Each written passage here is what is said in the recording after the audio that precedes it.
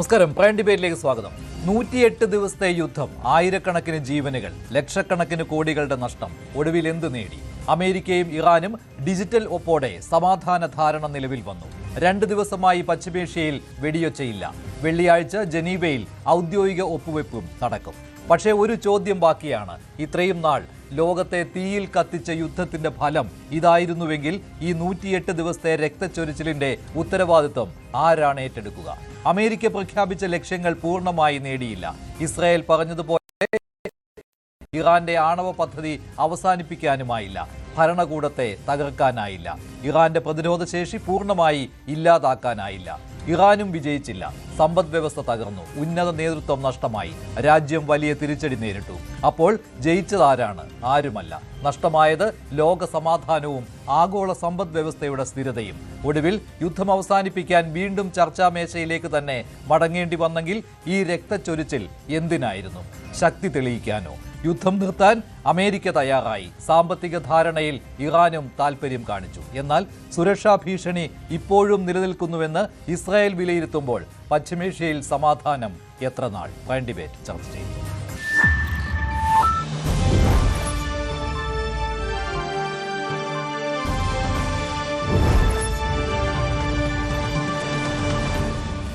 ഇറാനും അമേരിക്കയും തമ്മിൽ ഡിജിറ്റൽ ഒപ്പോടെ നിലവിൽ വന്ന സമാധാന ധാരണ പക്ഷേ ഇസ്രായേൽ അംഗീകരിച്ചിട്ടില്ല. ഇപ്പോൾ ഇസ്രായേലും അമേരിക്കയും തമ്മിൽ അങ്ങോട്ടും ഇങ്ങോട്ടും വാദപ്രതിവാദങ്ങൾ തുടരുകയാണ്. ഇസ്രായേൽ അമേരിക്ക ഇറാൻ സമാധാന കരാറിനെ കഴിഞ്ഞ ദിവസം തന്നെ തള്ളിപ്പറഞ്ഞിരുന്നു. ഈ കരാർ ഞങ്ങൾ അംഗീകരിക്കില്ല എന്നാണ് ഇസ്രായേൽ ആദ്യ പ്രതികരണത്തിലൂടെ തന്നെ വ്യക്തമാക്കിയിരിക്കുന്നത്. അതോടൊപ്പം തന്നെ ലെബനനെ ഈ സമാധാന കരാറിന്റെ ഭാഗമാക്കുന്നതിൽ കടുത്ത അതൃപ്തിയിലാണ് ഇസ്രായേൽ. തങ്ങളുടെ സുരക്ഷ ഉറപ്പാക്കേണ്ടത് തങ്ങളുടെ ചുമതലയാണ് എന്ന് തന്നെയാണ് ഇസ്രായേലിന്റെ നിലപാട്. അതേസമയം ഇന്ന് വളരെ പ്രധാനപ്പെട്ട ഒരു പ്രതികരണം ട്രംപിന്റെ ഭാഗത്തു നിന്നുണ്ടായിരിക്കുകയാണ്. അത് ഇസ്രായേലിനെതിരെയാണ്. ഇസ്രായേൽ പ്രധാനമന്ത്രി ബെഞ്ചമിൻ നെതന്യാഹുവിന് മുന്നറിയിപ്പുമായിട്ട് American president Donald Trump G7 ഉച്ചകോടിയിൽ പങ്കെടുക്കാൻ എത്തിയപ്പോൾ രംഗത്തെത്തിയിരിക്കുകയാണ്. മാധ്യമങ്ങളോട് പ്രതികരിച്ചപ്പോൾ ഈ രീതിയിലുള്ള പ്രതികരണമാണ് ഇസ്രായേലിനെതിരെ ട്രംപ് നടത്തിയത്. ട്രംപിന്റെ പ്രതികരണം കേൾക്കാം. അതിൽ വ്യക്തമായിട്ട് ട്രംപ് പറയുകയാണ്, ഞങ്ങളില്ലെങ്കിൽ ഇസ്രായേൽ ഇല്ല. ട്രംപിന്റെ പ്രതികരണം.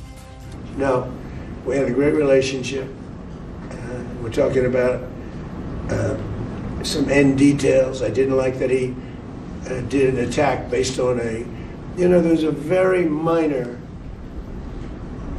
little thing with some drones that were released, and he ends up doing I saw that attack. I saw where that bomb went. Did you see what happened? That was a vicious, that was too much. You can do too much also. But we've had a very effective relationship. Without the United States, there would be no Israel.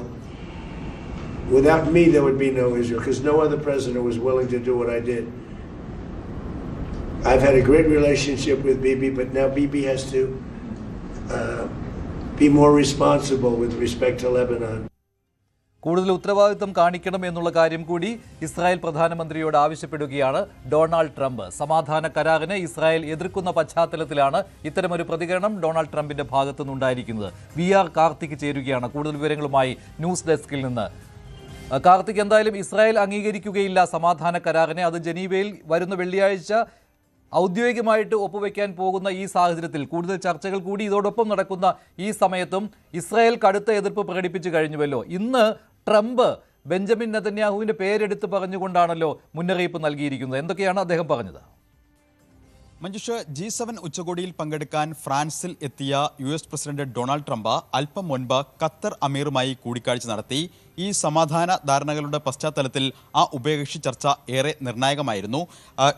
Sheikh Tamim bin Hamad Al താനിയുമായുള്ള ഈ ചർച്ചകൾക്ക് ശേഷമാണ് Trump ഇത്തരം ഒരു പ്രതികരണം നടത്തിയത്. ഈ പ്രതികരണത്തിൽ Benjamin നെതന്യാഹുവിനെ ലക്ഷ്യമിട്ടുകൊണ്ടുള്ള രൂക്ഷമായ വിമർശനങ്ങളാണ് ട്രംപ് നടത്തിയത് എന്നതാണ് ഏറ്റവും ശ്രദ്ധേയം.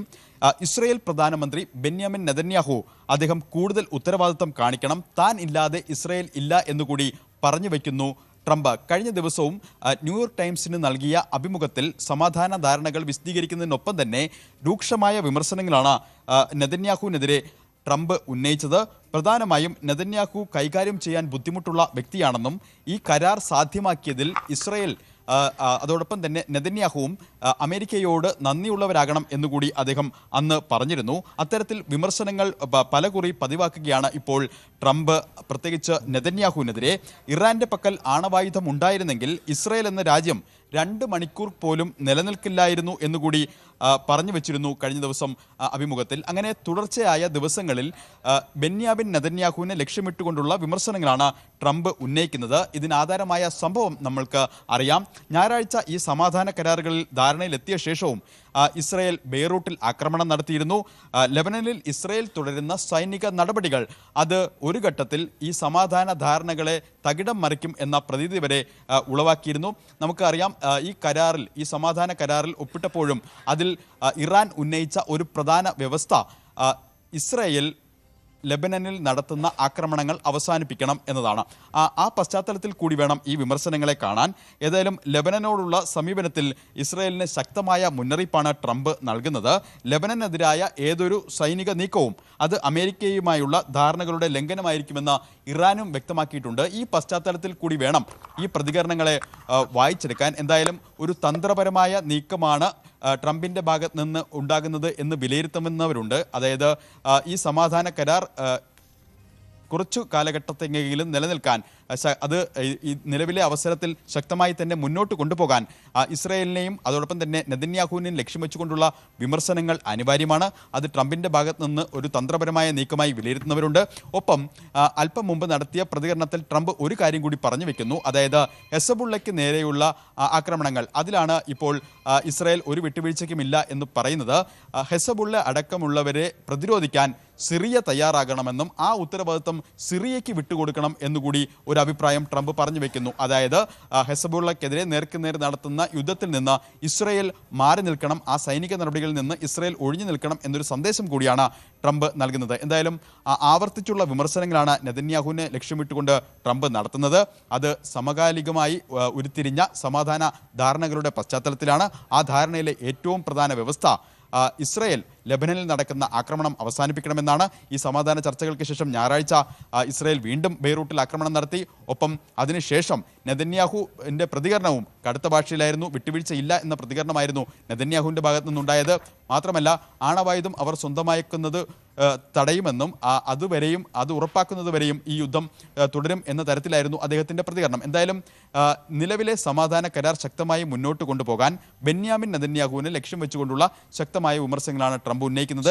ശരിയാണ് കാർത്തിക്. എന്തായാലും തിരിച്ചു അങ്ങോട്ടും ഇങ്ങോട്ടുമുള്ള വിമർശനങ്ങൾ ഉണ്ടാകും സ്വാഭാവികമായിട്ടും, ഇസ്രായേലും അമേരിക്കയും തമ്മിൽ. കാരണം ഇസ്രായേൽ ഈ സമാധാന കരാറിനെ അംഗീകരിക്കുന്നില്ല. അതേസമയം അമേരിക്കയ്ക്ക് സമാധാനം കൂടിയേ തീരൂ, എങ്ങനെയെങ്കിലും യുദ്ധത്തിൽ നിന്ന് തലയൂരുക എന്നത് തന്നെയാണ് ട്രംപിന്റെ ലക്ഷ്യം. അതുകൊണ്ട് തന്നെയാണ് ഇസ്രായേലിനെതിരെയും ബെഞ്ചമിൻ നെതന്യാഹുവിനെതിരെയും ട്രംപ് വിമർശനങ്ങൾ ഉന്നയിക്കുന്നത്. അതിലേറ്റവും പ്രധാനപ്പെട്ടത് ഞാനില്ലെങ്കിൽ ഇസ്രായേൽ ഇല്ല എന്ന ട്രംപിൻ്റെ അല്പം മുമ്പത്തെ പ്രതികരണമാണ്. എന്തായാലും പക്ഷേ ലെബനനിൽ ഹിസ്ബുള്ളയ്ക്ക് നേരെയുള്ള ആക്രമണം എന്തായാലും ഇസ്രായേൽ നിർത്തില്ല. സമാധാന കരാർ ഡിജിറ്റൽ ഒപ്പോടെ നിലവിൽ വന്നതിന് ശേഷവും ഈ ആക്രമണം തുടരുകയാണ്. ഇപ്പോൾ Shri M S Venugopal, Shri Baiju Thittala, colonel S Dinny എന്നിവർ ചേരുകയാണ് പ്രൈം ഡിബേറ്റിൽ. ശ്രീ കേണൽ എസ് ഡിന്നി, എങ്ങനെ കാണുന്നു ഈ സമാധാന കരാറിനെ? എന്തായാലും ഇസ്രായേലിന്റെ പിന്തുണ ഉണ്ടാവുകയില്ല എന്ന് ഉറപ്പായി കഴിഞ്ഞു. അതുകൊണ്ട് തന്നെ പശ്ചിമേഷ്യയിൽ ശാശ്വത സമാധാനം എന്ന ലക്ഷ്യത്തിലേക്ക് എത്താൻ കഴിയുമോ? ശ്രീ മഞ്ജുഷ്, ഇത് വളരെ ഒരു സെൻസിറ്റീവ് ആയിട്ടുള്ള ഒരു ടൈം തന്നെയാണ്. കാരണം ഇപ്പോൾ ഒരു ഡീൽ അല്ലെങ്കിൽ ഒരു മെമ്മറണ്ടം ഓഫ് അണ്ടർസ്റ്റാൻഡിംഗ് എന്ന് അവർ വിളിക്കുന്ന ഒരു കാര്യം നടന്നിട്ടുണ്ട് എന്ന് അമേരിക്ക അവകാശപ്പെടുന്നുണ്ട്. അതിന് ഇറാൻ ഏകദേശം ഒരു കാര്യം, അതായത് അങ്ങനെ ഒരു കാര്യം ഉണ്ട് എന്ന് മാത്രമേ പറഞ്ഞിട്ടുള്ളൂ. ഇന്നിപ്പോ JD വാൻസ് പറഞ്ഞ ഏകദേശം 1.5 പേജിന്റെ ഒരു മെമ്മറണ്ടം ഓഫ് അണ്ടർസ്റ്റാൻഡിംഗ് ആണ് സൈൻ ചെയ്തിട്ടുള്ളത്. പക്ഷെ അത് ജനറിക് ആണ് എന്നും കൂടി അദ്ദേഹം പറഞ്ഞിരുന്നു. പക്ഷെ അതിനകത്ത് ന്യൂക്ലിയർ ഡീലിനെ കുറിച്ച് പ്രത്യേകം പറഞ്ഞിട്ടുണ്ട്. ന്യൂക്ലിയർ ഇറാൻ ഒരു കാരണവശാലും അവർ ചെയ്യത്തില്ല. അതിന്റെ പരിശോധനയ്ക്കും മറ്റു കാര്യങ്ങളൊക്കെ ഇറാൻ സമ്മതിക്കും. അതുപോലെ തന്നെ ന്യൂക്ലിയർ ആയിട്ടുള്ള ഇതുവരെ എൻറിച്ച് ചെയ്തിട്ടുള്ള കാര്യങ്ങളൊക്കെ ഇല്ലാതാക്കാം. പക്ഷെ അത് അമേരിക്കയുടെ ഏകപക്ഷീയമായ പ്രഖ്യാപനമായിട്ടല്ലേ തോന്നുന്നുള്ളൂ? അതിൽ ആണവ പദ്ധതികളെ കുറിച്ചുള്ള ചർച്ചകൾ തുടരും എന്നുള്ള കാര്യം കൂടി ഉണ്ടല്ലോ. അതെ, അതാണ് ഞാൻ പറഞ്ഞത്. അപ്പൊ ഇതിപ്പം അമേരിക്കയുടെ ഭാഗത്ത് നിന്ന് മാത്രമായിട്ട് ഇങ്ങനെ കുറെ സ്റ്റേറ്റ്മെന്റ്സ് വന്നു. പക്ഷെ ഇറാൻ അതിനകത്ത് എത്രമാത്രം ഇങ്ങനെ ഈ പറഞ്ഞ കാര്യങ്ങളിൽ അവർ എഗ്രി ചെയ്യുന്നു എന്നുള്ളത് ഇനി വരും ദിവസങ്ങളിലേ നമുക്ക് അറിയാൻ പറ്റൂ. ഇപ്പം 19-ാം തീയതിയാണ് ഇത് സൈൻ ചെയ്യുമെന്ന് പറയുന്നു. പക്ഷെ ചില ന്യൂസുകൾ പറയുന്നു അതിന് മുമ്പ് തന്നെ ഡൊണാൾഡ് ട്രംപ് ഈ അഗ്രിമെന്റ് ഒക്കെ പുറത്തുവിടും എന്നൊക്കെ ഉള്ള രീതിയിൽ വരുന്നു. ഇപ്പോൾ ഇത് ആക്ച്വലി സംഭവിച്ച ശ്രീ മഞ്ജുഷ് വളരെ വ്യക്തമാണ്. അമേരിക്കക്ക് ഇതിനകത്ത് നിന്ന് എങ്ങനെയെങ്കിലും തല ഊരണമായിരുന്നു. അപ്പൊ ആ തല ഊരാൻ വേണ്ടി അവര് ഇപ്പം നോക്കൂ, ഇന്ന് നടന്ന കാര്യം, ഇപ്പൊ ഈ ഒരു അഗ്രിമെന്റ് അതൊരു 60 ദിവസം മുമ്പ് നടന്നിരുന്നെങ്കിൽ എന്ത് വ്യത്യാസം വരാൻ പോകുന്നത്? ഒന്നും വരുന്നില്ല. അന്നും ഇറാൻ പറഞ്ഞ കാര്യങ്ങൾ ഇതൊക്കെ തന്നെയാണ്. അപ്പൊ ഇപ്പം അമേരിക്കക്ക് എങ്ങനെയെങ്കിലും ഇതിന്ന് തലദൂരണം. നമ്മൾ അന്നും പറഞ്ഞു ഒരു ഓണറബിൾ എക്സിറ്റ് ആണ് അമേരിക്ക നോക്കുന്നത്. അപ്പൊ ഇപ്പോഴും ഒരു ഓണറബിൾ എക്സിറ്റ് കിട്ടിയില്ലെങ്കിൽ അറ്റ്ലീസ്റ്റ് ഒരു എക്സിറ്റ് കിട്ടുന്ന രീതിയിലേക്ക് അവർ മാറാനുള്ള ഒരു ശ്രമമാണ് നടത്തുന്നത്. പക്ഷെ ഇസ്രായേലിനെ സംബന്ധിച്ചോളം ഇസ്രായേൽ അതിനകത്ത് എത്രമാത്രം അവരുടെ ആ ഒരു പ്ലാനിനകത്ത് നിൽക്കും എന്നുള്ളത് കാരണം ഒരു ഡൗട്ട് ഉണ്ട്. അതിനകത്ത് ഒരു പ്രശ്നം എന്ന് വെച്ച് കഴിഞ്ഞാൽ ഇസ്രായേൽ ഇപ്പം ലെബനൻ, സിറിയ ആൻഡ് ഗാസ ഈ 3 സ്ഥലത്തും അവരുടെ സേന ഉണ്ട്, അവരുടെ ഫോഴ്സസ് ഉണ്ട്. അവരതിനെ സെക്യൂരിറ്റി സോൺ എന്ന് പറഞ്ഞിട്ട് അവർ വെച്ചിട്ടുണ്ട്. അവിടെ ഇപ്പൊ നമുക്കറിയാം ഇന്നലെയും മെനഞ്ഞാന്നും ഒക്കെ ഹെസ്ബുള്ളയുടെ ഭാഗത്ത് നിന്ന് അറ്റാക്സ് ഒക്കെ വരുന്നുണ്ട്. അപ്പൊ ഇസ്രായേൽ ഒരു രീതിയിലും വിട്ടുവീഴ്ച ചെയ്തില്ല. അവർ അറ്റാക്ക് ചെയ്യുകയാണെങ്കിൽ ഞങ്ങൾ തിരിച്ചടിക്കും എന്നുള്ള രീതി തന്നെയാണ്. അപ്പൊ ഈ ഹെസ്ബുള്ള ആയാലും ശരി, ഹമാസ് ആയാലും ശരി, അല്ലെങ്കിൽ മറ്റ് ഹുത്തീസ് ഒക്കെ ആയാലും ശരി, അവരെ ഈ ഒരു ഡീസെൻട്രലൈസ്ഡ് ആയിട്ടുള്ള രീതിയാണ്. അത് ആര് കൺട്രോൾ ചെയ്യുന്നത്? ഇപ്പൊ ഇറാനൊക്കെ എത്ര കൺട്രോൾ ചെയ്താലും അവരുടെ ലോക്കലായിട്ടുള്ള ആളുകൾ കാണും. അപ്പൊ അവർ 1-2 റോക്കറ്റ്സ് ഫയർ ചെയ്താൽ തന്നെ ഇസ്രായേൽ അതിനെ തിരിച്ചടിക്കുന്ന രീതിയിൽ തന്നെയാണ് ഇപ്പോഴും നടക്കുന്നത്. അപ്പൊ അതുകൊണ്ടാണ് ഡൊണാൾഡ് ട്രംപ് അദ്ദേഹം വളരെ ഇറിറ്റേറ്റഡ് ആയിട്ട് എന്താ പറഞ്ഞാൽ ഇസ്രായേലുമായിട്ട് സംസാരിക്കുന്നത്, അല്ലെങ്കിൽ ഞങ്ങളില്ലെങ്കിൽ ഇസ്രായേൽ ഇല്ല എന്നൊക്കെ പറയുന്നത്. പക്ഷെ ഇസ്രായേൽ ഇതുവരെ ഒരു വെട്ടുവീഴ്ചയും ചെയ്യുന്നില്ല. അതായത് ഇപ്പൊ ഇതുപോലത്തെ ഹെസ്ബുള്ളയുടെ stand off attacks, 1 hour attack വന്നു കഴിഞ്ഞാൽ ഓക്കെ ശരി സമാധാനം വേണം, ഞങ്ങളിപ്പോ തൽക്കാലത്തേക്ക് ഒന്നും ചെയ്യുന്നില്ല എന്നുള്ളൊരു സമീപനം അവരെടുക്കുന്നില്ല. അവരതിന് ഒന്ന് ഫയർ ചെയ്താൽ അവർ 4 രീതിയിലേക്കുള്ള രീതി തന്നെയാണ് ഇപ്പോഴും പൊയ്ക്കൊണ്ടിരിക്കുന്നത്. അതുകൊണ്ടാണ് ഞാൻ നേരത്തെ പറഞ്ഞത് വളരെ സെൻസിറ്റീവ് ആയിട്ടുള്ള ഒരു കാര്യമാണ്. ഇത് ഇന്നിപ്പോ നടക്കുന്ന അല്ലെങ്കിൽ 19 നടക്കാൻ പോകുന്ന so called memorandum of understanding പല പ്രാവശ്യം നടന്നിട്ടുണ്ട്. ഇൻഫാക്ട് ഫെബ്രുവരി 28 ഇപ്പം US ഇറാന്റെ ഈ ഒരു പ്രശ്നം നടക്കുന്ന സമയത്ത് പോലും ചർച്ച വലിയ രീതിയിൽ ഒരു സക്സസ്ഫുൾ ആയി എന്ന് പറഞ്ഞ് നമ്മൾ വിശ്വസിച്ചപ്പോഴാണ് സഡൻലി അമേരിക്ക വീണ്ടും പോയി അറ്റാക്ക് ചെയ്തത്. അപ്പൊ ഇത് ആക്ച്വലി സൈൻ ചെയ്ത് ഇംപ്ലിമെന്റ് ആയി സ്ട്രേറ്റ് ഓഫ് ഹോർമൂസ് ഒക്കെ ഓപ്പൺ ആയി എന്നിട്ട് നമുക്ക് പറയാം okay now things are moving to ഒരു നോർമൽസിക്ക് വരുന്നു. As of now wait and watch എന്നുള്ള കാര്യം മാത്രമേ നമുക്ക് പറയാൻ. അതുപോലെ തന്നെ ശ്രീ കേണൽ എസ്ഡിനി, ഇത് ആരുടെ വിജയം എന്ന രീതിയിൽ താങ്കൾ വിലയിരുത്തും? ആരുടെയെങ്കിലും വിജയമാണ് എന്ന രീതിയിൽ? ഇത് ആരുടെയും ഞാൻ കാണുന്ന ഇതിനകത്ത് ആർക്കും വിജയമില്ല. എങ്കിൽ നഷ്ടങ്ങൾ ഉണ്ടായിട്ടുണ്ട്, പക്ഷെ ആർക്കും വിജയമില്ല. ചെറിയ ചെറിയ നേട്ടങ്ങൾ ചില കൺട്രീസിന് ഉണ്ടായിട്ടുണ്ട്. അപ്പൊ ഞാൻ ഇതിന് പറയുന്നത് എന്തുകൊണ്ട് ആർക്കും വിജയമില്ല എന്ന് പറഞ്ഞാൽ ഇതിപ്പോ തുടങ്ങിയത് നമ്മൾ ഈ ഒരു വിഷയം ശ്രീ മഞ്ജുഷ്, ഇപ്പം ഈ ഒരു യുദ്ധത്തിന് നമ്മൾ ഇവിടെ വെച്ച് അതായത് US ഇറാൻ ഇഷ്യൂ ആയിട്ട് മാത്രം നമ്മൾ കാണുന്നത് ചിലപ്പോൾ നമ്മൾ ആ പെർസ്പെക്റ്റീവിൽ തെറ്റി വരും. നമ്മൾ ഇതിനെ കാണണ്ടല്ലോ ഒക്ടോബർ 7 നടന്ന അറ്റാക്ക് തൊട്ട് നമ്മൾ അതാണല്ലോ അതിന്റെ ട്രിഗർ പോയിന്റ്. ഇപ്പോഴത്തെ ഈ കോൺഫ്ലിക്റ്റിന്റെ ട്രിഗർ പോയിന്റ് അവിടെ നിന്നാണല്ലോ തുടങ്ങിയത്. അവിടെ നിന്ന് നോക്കുമ്പോൾ നമ്മൾ ഈ 3 കൺട്രീസിന്റെ നമ്മൾ അനലൈസ് ചെയ്ത് വളരെ പെട്ടെന്ന് അനലൈസ് ചെയ്യുകയാണെങ്കിൽ ആദ്യം ഇറാന്റെ ഭാഗത്ത് നിന്ന് നോക്കാം. ഇറാനാണ് ആദ്യം ആ ഹമാസിനെ കൊണ്ടുള്ള ഇനിഷ്യേറ്റ് ചെയ്തത്. അപ്പൊ ഇറാന് എന്തൊക്കെയാണ് തോൽവികൾ അത് കഴിഞ്ഞിട്ട് പറ്റില്ല. ഇപ്പം ഇസ്രായേൽ അതുപോലെ തന്നെ ഉണ്ട്. ഇസ്രായേൽ ഇല്ലാതാക്കാൻ വേണ്ടിയുള്ള ശ്രമമാണ് നടത്തിയത്. പക്ഷെ ഇസ്രായേൽ അതുപോലെ തന്നെ ഉണ്ട്. പക്ഷെ അവർക്ക് നഷ്ടപ്പെട്ടത് എന്തൊക്കെയാണ്? അവരുടെ മിലിറ്ററി ഫോഴ്സിന് വലിയ രീതിയിലുള്ള നഷ്ടം വന്നിട്ടുണ്ട്. അവരുടെ എക്കണോമിക്കലി അവർ വളരെ ബാക്ക്വേർഡ് ആയിട്ടുണ്ട്. അവരുടെ ടോപ്പ് ലീഡർഷിപ്പ് അവരുടെ ഇല്ലാതായി. അവരുടെ ഏറ്റവും പരമോന്നത സുപ്രീം ലീഡർ അവർ ഇല്ലാതായി. അപ്പൊ ഇതെല്ലാം അവർക്ക് നഷ്ടമാണ്. അപ്പൊ അവർക്ക് ഒരു ഗെയിനും ഇല്ല. പക്ഷെ അവർക്ക് ഗെയിൻ പറ്റിയത് എന്താണ്? അവർ അമേരിക്കയും ഇസ്രായേലുമായിട്ടുള്ള ജോയിന്റ് ആയിട്ട് വളരെ ശക്തിശാലിയായിട്ടുള്ള 2 രാജ്യങ്ങൾ ജോയിന്റ് ആയിട്ട് അറ്റാക്ക് ചെയ്തിട്ട് 100 ദിവസത്തിനകം അവർ പിടിച്ചു നിന്നു എന്നുള്ള വലിയൊരു കാര്യം അവർക്ക് നേടാൻ സാധിച്ചു. അതൊരു നേട്ടമായിട്ടാണ്, വിജയമല്ല, ഒരു നേട്ടം. അപ്പൊ അതേപോലെ തന്നെ അവരുടെ സ്ട്രേറ്റ് ഓഫ് ഹോർമൂസിനെ അവർക്ക് വെപ്പനൈസ് ചെയ്യാൻ പറ്റി. അതും ഒരു നേട്ടം തന്നെയാണ്, അതിനകത്ത് യാതൊരു സംശയമില്ല. അപ്പൊ അതുപോലെ തന്നെ അവർക്ക് ഗൾഫ് മേഖലയിൽ മറ്റുള്ള രാജ്യങ്ങളെ അവർക്ക് അറ്റാക്ക് ചെയ്യാൻ പറ്റി. അതും അഗൈൻ അവരുടെ ഒരു നേട്ടം തന്നെയാണ്. അതിനകത്ത് വിജയമല്ല, പക്ഷെ അത് നേട്ടമാണ്. ഇനി അമേരിക്കയുടെ കാര്യം നോക്കാം. അമേരിക്കയുടെ തോൽവികൾ എന്ന് പറഞ്ഞാൽ അമേരിക്ക ഇത്ര ശക്തിശാലിയായിട്ട് ഇസ്രായേലിനെ മുട്ടുകുത്തിക്കാൻ പറ്റിയില്ല എന്നുള്ള വലിയൊരു ഇറാനെ മുട്ടുകുത്തിക്കാൻ പറ്റില്ല എന്നുള്ളത് വലിയൊരു അവരെ സംബന്ധിച്ചുള്ള അതൊരു ഡിഫീറ്റ് എന്ന് പറഞ്ഞെങ്കിൽ ഒരു നാണക്കേട് തന്നെയാണ്. അതുപോലെ തന്നെ അവർക്ക് ഇസ്രായേലിനെ ഒരു രീതിയിലും കൺട്രോൾ ചെയ്യാൻ പറ്റിയിട്ടില്ല. അതുപോലെ ഹെസ്ബുല്ല, ഹമാസ് ഒക്കെ ഇപ്പോഴും ആക്റ്റീവായിട്ട് നിൽക്കുന്നുണ്ട്. ഇറാനിന്റെ ന്യൂക്ലിയർ ഫെസിലിറ്റീസ് ഇപ്പോഴും ഇൻടാക്ട് ആണ്. ഇറാന്റെ ബാലിസ്റ്റിക് മിസൈൽ കാപ്പബിലിറ്റി ഇപ്പോഴും ഇൻടാക്ട് ആണ്. അപ്പൊ ഇറാന്റെ ടോപ്പ് ലീഡർഷിപ്പ് ഒക്കെ മാറിയിട്ടുണ്ട്. റെജീം ചേഞ്ച് വരുന്നത് അത് നടന്നില്ല, അതും സംഭവിച്ചില്ല. ഇറാന്റെ ഉള്ളിൽ വലിയ രീതിയിലുള്ള പ്രക്ഷോഭം നടക്കുന്നു, അതും സംഭവിച്ചില്ല. അപ്പൊ ഏതൊക്കെ ഉദ്ദേശങ്ങളാണ് പോയത് അതൊന്നും നേടിയില്ല. അപ്പൊ അവിടെ തോൽവിയാണെന്ന് വെച്ചാൽ തോൽവിയല്ല, പക്ഷെ അവർക്ക് എന്തെങ്കിലും വിജയം കിട്ടിയെന്ന് ഇല്ല. അവർക്ക് കിട്ടിയ വിജയം എന്ന് പറഞ്ഞു കഴിഞ്ഞാൽ ഒരു ഡെഫിനറ്റ്ലി അവർക്ക് ഇറാന്റെ ഉള്ളിൽ നേരത്തെ പറഞ്ഞ പോലെ മിലിറ്ററി സ്ട്രൈക്സിലൂടെ അവരുടെ മിലിറ്ററി കാപ്പബിലിറ്റി ഒരു പരിധി വരെ പരമോന്നത നേതൃത്വത്തെ ഇല്ലാതാക്കാനും കഴിഞ്ഞു. ടോപ്പ് ലീഡർഷിപ്പിനെ ഇല്ലാതാക്കി. ശരി, ശ്രീ ബൈജു തിട്ടല, താങ്കൾ ഈ രീതിയിലാണോ വിലയിരുത്തുന്നത്, അതോ ഇത് അമേരിക്കയുടെ പരാജയം എന്ന രീതിയിലാണോ? ഞാൻ തീർച്ചയായും ഈ രീതിയിലല്ല ഇതിനെ വിലയിരുത്തുന്നത്. അത് തന്നെയുമല്ല, ഈ October 7th ആണ് ഇതിന്റെ ട്രിഗർ പോയിന്റ് എന്നൊക്കെ പറഞ്ഞു കഴിഞ്ഞാൽ I don't think anyone who reads the history of Middle East crisis would accept that. But anyway, keep that apart. നമ്മൾ ഇവിടെ കാണുന്നത് ഇത് ആരുടെ പരാജയം എന്നതിനേക്കാൾ ഉപരി ഇറാൻ എന്ന രാജ്യത്തിന് കൃത്യമായി വീണ് കിട്ടിയ ഒരു ഓപ്പർച്യൂണിറ്റി എന്ന് ഞാൻ പറയുമ്പോൾ ഈ ബെഞ്ചമിൻ നെതന്യാഹു ഓൾമോസ്റ്റ് ഈ ഇതിനു മുമ്പുണ്ടായിരുന്ന എല്ലാ അമേരിക്കൻ പ്രസിഡന്റുമാർ പുറകെയായിരുന്നു ഇറാനെ അറ്റാക്ക് ചെയ്തു. അതായത് ബുഷിന്റെ പുറകെയായിരുന്നു, ക്ലിന്റന്റെ പുറകെയായിരുന്നു, ഒബാമയുടെ പുറകെയായിരുന്നു.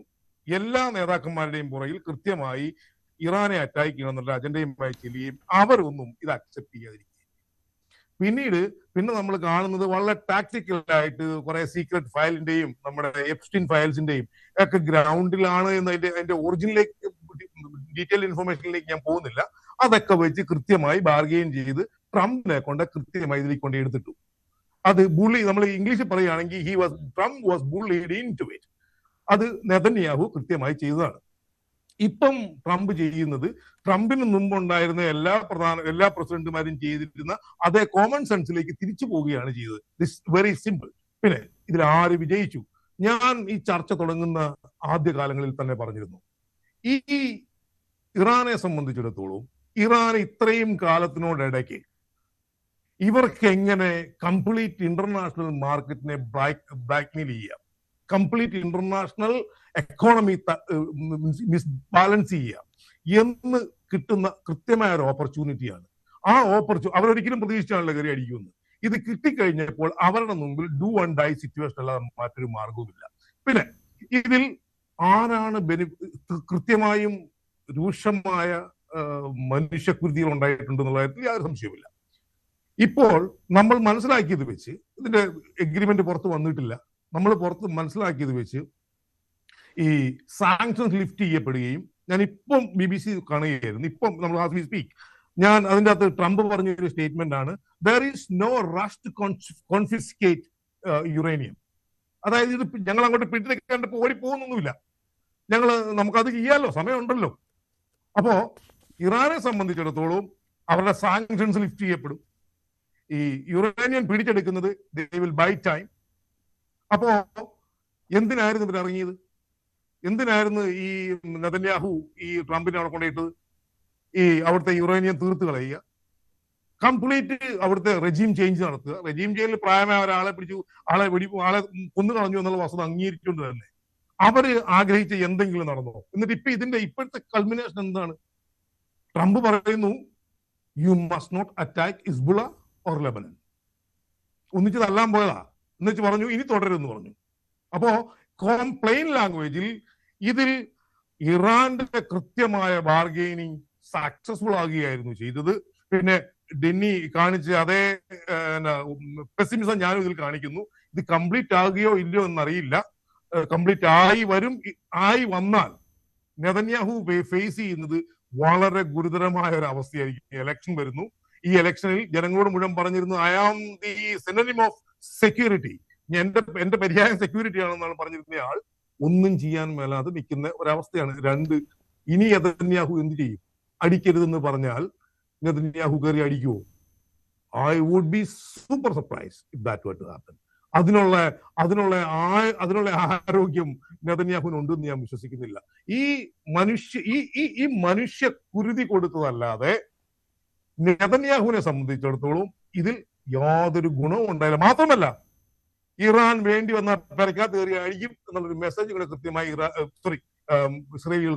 ഇസ്രയേലിന് കിട്ടി. അത് അവർക്ക് കൊടുക്കാൻ പറ്റിയെന്നുള്ളത് ഇറാന്റെ ഒരു കൃത്യമായ ഒരു മെസ്സേജ് പാസ് ചെയ്യുകയും അത് ഈ യുദ്ധത്തിൽ അതൊരു സക്സസ്ഫുൾ ആകുകയും ഒരു സക്സസ്ഫുൾ മെസ്സേജ് ആണ് എന്നാണ് ഞാൻ വിശ്വസിക്കുന്നത്. ശരി, ശ്രീ എം എസ് വേണുഗോപാൽ, ഇവിടെ അമേരിക്കയ്ക്ക് ഈ യുദ്ധം നിർത്തിയേ പറ്റുകയുള്ളൂ. അമേരിക്ക എന്ന് പറയുമ്പോൾ ട്രംപിന് എന്തു വന്നാലും ഈ യുദ്ധത്തിൽ നിന്ന് പിന്മാറിയേ പറ്റുകയുള്ളൂ.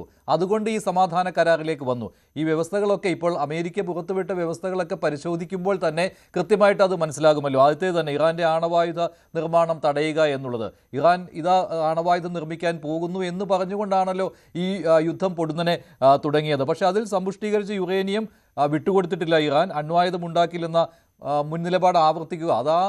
യുദ്ധം തുടങ്ങിയ സമയത്ത് തന്നെ ഇങ്ങനെ തന്നെയായിരുന്നു, ഇതേ നിലപാട് തന്നെയായിരുന്നു ഇറാൻ ഉണ്ടായിരുന്നത്. പിന്നെ ചർച്ചകൾ തുടരുന്ന ഒരു സമയവുമായിരുന്നു അത്. ഇതിപ്പോൾ ആ ചർച്ചകൾ, ആണവ പദ്ധതികളെക്കുറിച്ചുള്ള ചർച്ചകൾ തുടരും എന്നാണ് ഈ വ്യവസ്ഥകളിൽ ഒന്നായിട്ട് പറയുന്നത്. അപ്പോൾ പിന്നെ എന്ത് നേട്ടമാണ് അമേരിക്കയ്ക്ക് ഉണ്ടായത്? അമേരിക്ക അവസാനം ട്രംപ് ഗതികെട്ട് യുദ്ധം നിർത്തി പോയി എന്ന് തന്നെ വിലയിരുത്തേണ്ടി വരില്ലേ? തീർച്ചയായിട്ടും 100% ട്രംപ് ഗതികെട്ട് യുദ്ധം നിർത്തുന്നതിനേക്കുള്ള വെപ്രാളത്തിലാണ് ഈ പറയുന്നത് മുഴുവൻ.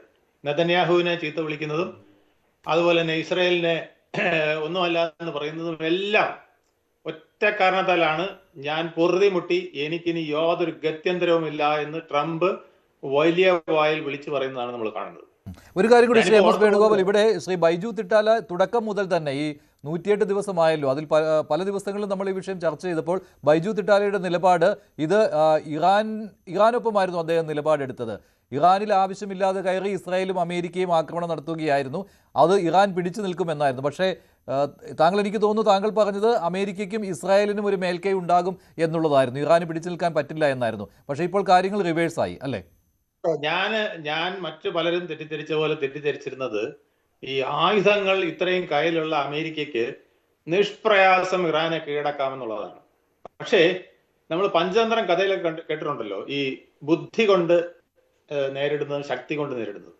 അപ്പൊ ഈ പഞ്ചതന്ത്രം കഥയിലെല്ലാം അവസാനിക്കുന്നത് എങ്ങനെയാ? യുദ്ധം ഏത് ശക്തിയെയും ബുദ്ധി കൊണ്ട് നേരിടാമെന്നാണ്. നമുക്ക് ഈ മാമേ മുയലിന്റെയും സിംഹത്തിന്റെയും കഥ അറിയാമല്ലോ. സിംഹത്തിനെ, ഇത്രയും ശക്തനായ സിംഹത്തിനെ ഒരു കിണറ്റിൽ കൊണ്ടുവന്ന് അവസാനം മുയൽ ചാടിച്ചു. ഇതെങ്ങനെയാണ് സാധിച്ചത്? ബുദ്ധി കൊണ്ട് മാത്രമാണ്, ശക്തി കൊണ്ടല്ല. ഇതേപോലെ ട്രംപ് എന്ന അധികായനെ അല്ലെങ്കിൽ അമേരിക്ക എന്ന വൻ രാഷ്ട്രത്തെ, ആയുധത്തിന്റെ കെൽപ്പ് കൊണ്ട് ലോകം മുഴുവൻ കീഴടക്കാൻ കഴിയുന്ന രാഷ്ട്രത്തിനെ ഹോർമൂസ് എന്ന കടലിടുക്കിൽ കൊണ്ടുവന്ന് മുക്കുകയാണ് ഇറാൻ എന്ന മുയലല്ല കുറുക്കൻ ചെയ്തത്. ഇറാൻ എന്ന കുറുക്കൻ ഹോർമൂസ് കടലിൽ ട്രംപിന്റെ തല കൊണ്ടുവന്ന് മുക്കി മുക്കി മുക്കി താഴ്ത്തുകയാണ് ചെയ്തത്. അവിടുന്ന് കുടഞ്ഞ് രക്ഷപ്പെടുകയാണ്. ഇവിടുത്തെ സിംഹം ചത്തില്ല, അദ്ദേഹം ജീവനും കൊണ്ട് ഓടിക്കൊണ്ടിരിക്കുന്ന കാഴ്ചയാണ് ലോകം കണ്ടുകൊണ്ടിരിക്കുന്നത്. അതാണ് അദ്ദേഹത്തിന്റെ ഉറ്റമിത്രമായ നെതന്യാഹുവിനെ നമ്മൾ ടെലിവിഷനിൽ കൂടെ പറയാൻ പറ്റാത്ത തെറിയല്ലേ വിളിച്ചത്, പച്ചത്തെറി. എന്തുകൊണ്ടാണ് അത് ചെയ്തത്? ഒറ്റ കാരണം കൊണ്ടാണ്, എനിക്കിനി യാതൊരു ഗത്യന്തരമില്ല, ഈ ഹോർമൂസ് കടലിൽ കടന്ന് ഞാൻ ചാവും, അതല്ലെങ്കിൽ ലോകം മുഴുവൻ എന്നെ ഒരു വിനാശകരമായ ഒരു വിപത്തായിട്ട് തെറ്റിദ്ധരിക്കും, അമേരിക്കയെ എല്ലാവരും ഒറ്റിക്കൊടുക്കും. ഈ അവസ്ഥയിലേക്ക് പോകുന്നത് എനിക്ക് താങ്ങാൻ ഒക്കില്ല. നവംബറിൽ ഇലക്ഷൻ വരുന്നു, അതിനു മുമ്പ് എനിക്ക് ഇന്ന് രക്ഷപ്പെടാം. അതുകൊണ്ട് ഈ കരാർ നിങ്ങൾ നോക്കിക്കോളൂ. ഈ കരാർ എന്ന് പറയുന്നത് ഇറാൻ പറഞ്ഞിടത്ത് വരുന്ന കരാറാണ്. ഇറാൻ തോറ്റുവെന്ന് അല്ല ഇപ്പൊ ശരിക്കും പറയേണ്ടത്, ഇറാൻ വിജയിച്ചു എന്ന് പറയേണ്ട അവസ്ഥയിലാണ് നിൽക്കുന്നത്. കാരണം അവരുദ്ദേശിച്ച കാര്യങ്ങളെല്ലാം, അവർക്ക് ഒരുപാട് നാശനഷ്ടങ്ങൾ വന്നു എന്നുള്ളത് സത്യമാണ്. പക്ഷെ എങ്കിൽ പോലും അവർക്ക് ഒരു രാഷ്ട്രം എന്നുള്ള നിലയിൽ പിടിച്ചു നിൽക്കാൻ കഴിയുന്ന വിധത്തിലേക്ക് അവരിപ്പോ വന്നിരിക്കുകയാണ്. അവരുടെ യുറേനിയം സമ്പുഷ്ടീകരണത്തിൽ തൊടാൻ സാധിച്ചിട്ടില്ല. ഇസ്ഫഹാനില് അവര് വളരെ ഡീപ്പായിട്ട് അത് കൊണ്ടുവന്ന് 60% സമ്പുഷ്ടീകരിച്ച യുറേനിയം താഴ്ത്തിയിട്ടുണ്ടെന്നാണ് പറയുന്നത്. അതിനി എടുക്കാൻ പറ്റാത്ത വിധത്തിൽ അവർ കുരുക്കാക്കി വെച്ചിട്ടുണ്ട്.